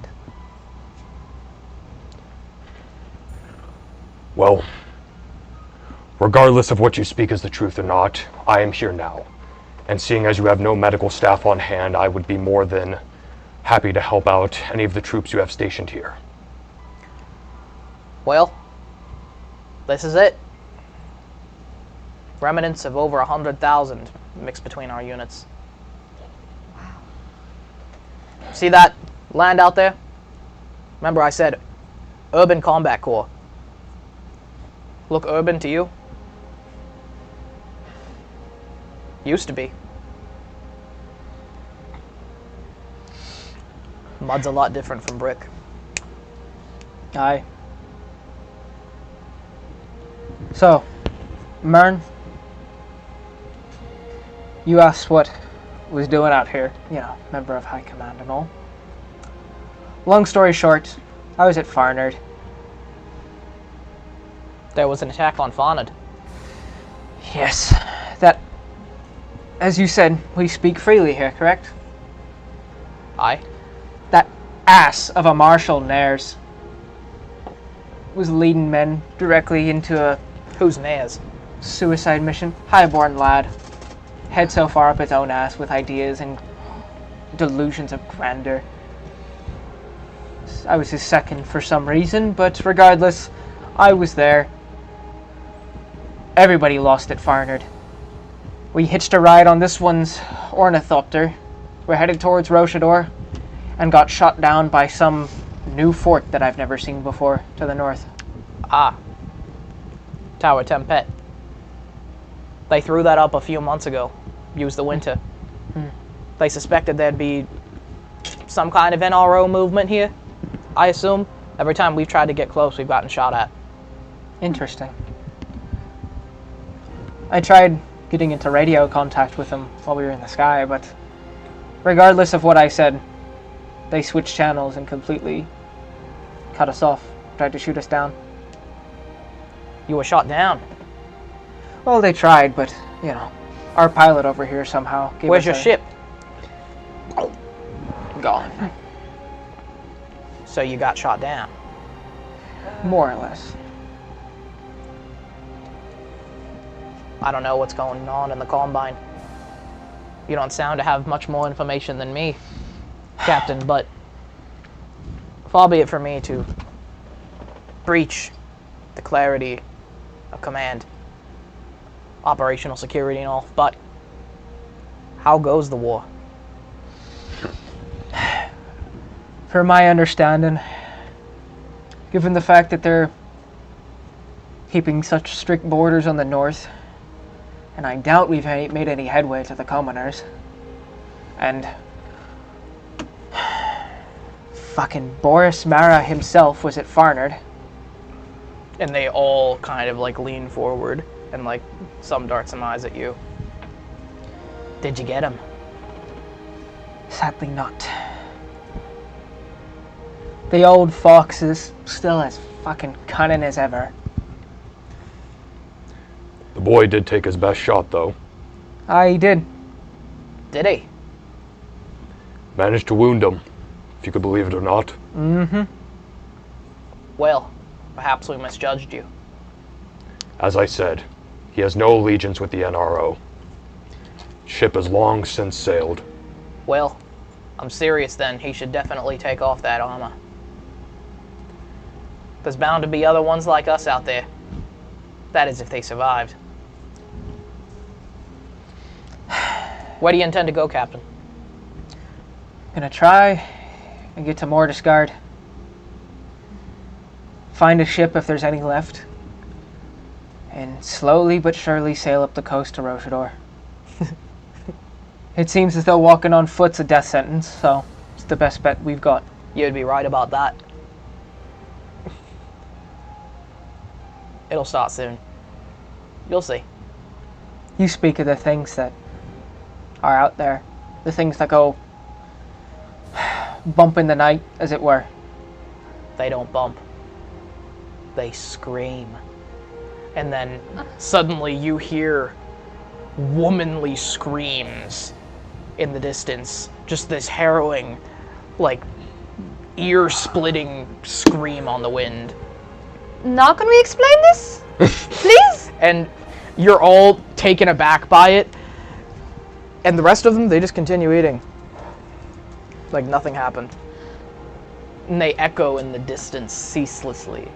It carries on and on and on and on. Would I have any recollection of what this could be? No. No? Do any You of heard us? this? And none of them bat an eye. What is it? And Vetch just stuffing his mouth. That'll be Igor. Is out there every night. Igor. And then Rin begins. We hear it.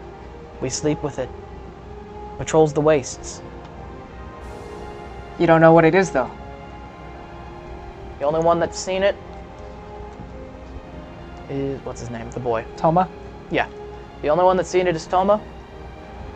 He won't say a word. Just tells us what he called it. Igor.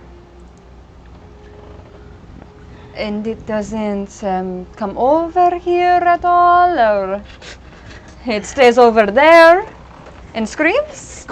Quincy's just like, Jesus Christ, I need context, please. Anything, I'll work with anything. More. And Vetch begins. Ma'am, I'd love to tell you more, but we haven't got any. And you're just fine with this? We have to be, don't we? No, you don't. You don't have to be fine with it. And then Rin begins. Did you wonder why there's only 5 of us left? At this point, I'm wondering a lot of things. We used to be twice this number. And it was that thing. That's... You think? Oh. All we know is they leave. Then we send out Toma.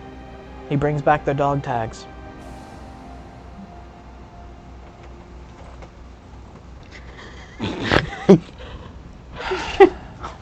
Does it only come out at night? And Mern begins. Yeah.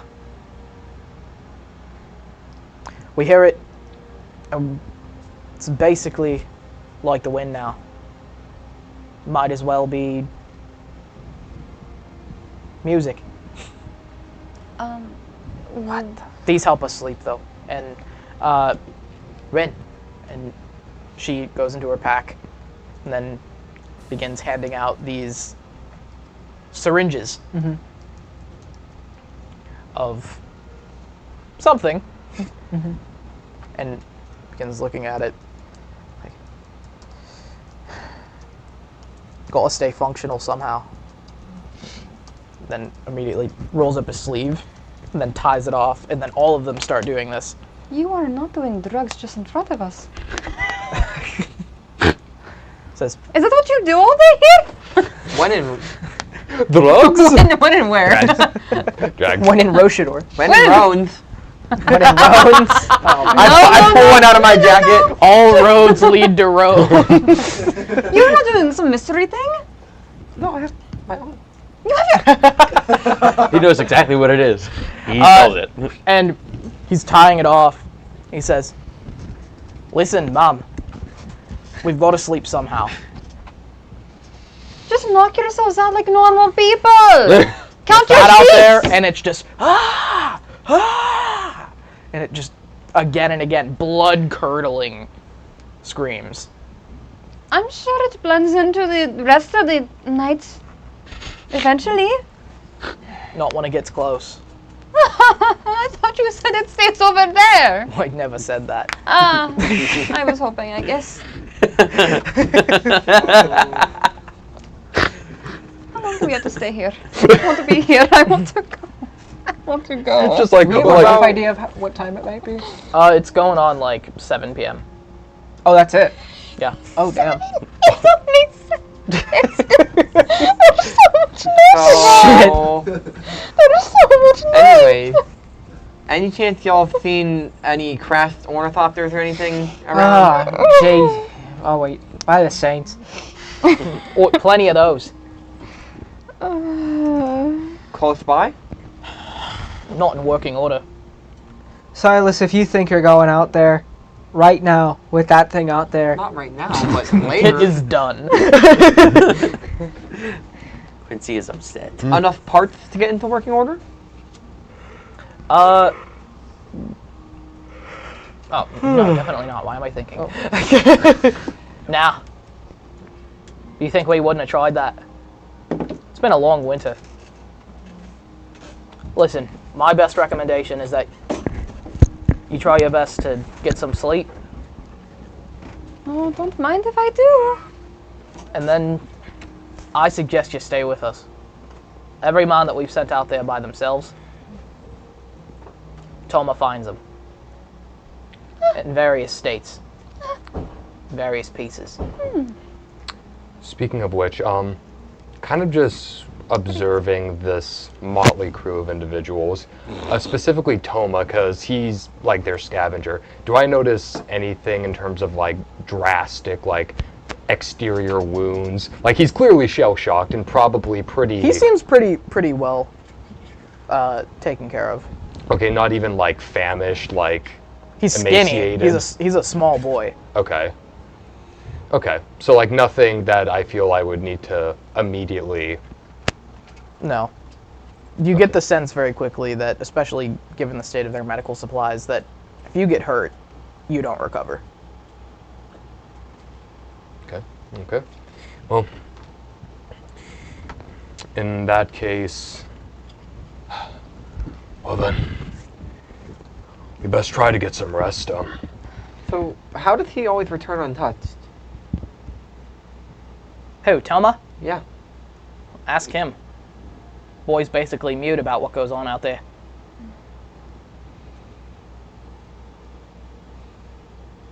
Well, if everyone else comes back in pieces, or with whatever remains, how, I'm asking him directly, how do you get back?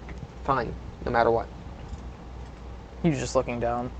Charisma? Persuasion?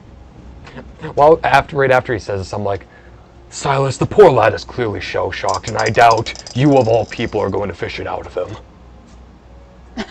Nat 20. I hate you. That's a 20. By the way, that's good. a 25 because I already have a +5 to persuasion. Oh my god. That was a good time. That's Nat 20. So, you. What did you want to ask him? What did you want to ask him? I said, so how does a boy like you get back no matter what every single time? I guess I still said that. Yeah, you. And you ask that, and he just looks down. Nobody's expecting an answer. He says, I leave it treats. Treats? Is it for people or actual treats or? Persuasion. Oh, okay. He says this in Guillaume I like just almost nat 20 to cartoonish. He's persuasion like, on the boy who doesn't think about what he sees. there's no way he's gonna. Yes. A 13. So like a 13? starship's gonna come out of that. Oh my god! Are you What did he kidding me? see? What did he see? And he goes back to Like a ship is gonna come out. That's how you get that. Are you kidding? he goes back to eating and like is like slurping up at the like up basically like droplets in the bottom of his soup, like getting every last bit and doesn't answer. That's how I eat. Oh, you won't respond to me. Can I like sit down next to him? He scoots Fun. away. Yeah, that's right. Son, where do you what kind of treats do you give him? Food seems pretty sparse here. You wouldn't get it.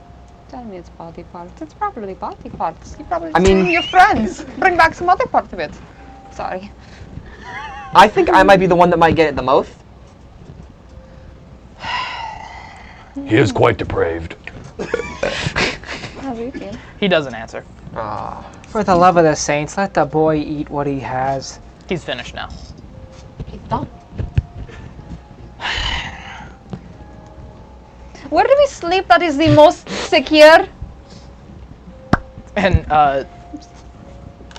what's his name? Mern is just kind of sitting there like, ow. Right where you're sitting, I suppose. It was like the door or whatever. Is there like the door in this area? Yes. She'll point to the door. That doesn't feel secure. You're up on the 4th floor of a tower. I still don't feel secure. Don't worry. Vetch will keep us safe. Unless Sure. Eagle arrives, then we're all fucked, I suppose. He's never come inside the railroad station, but we've been able to hear him.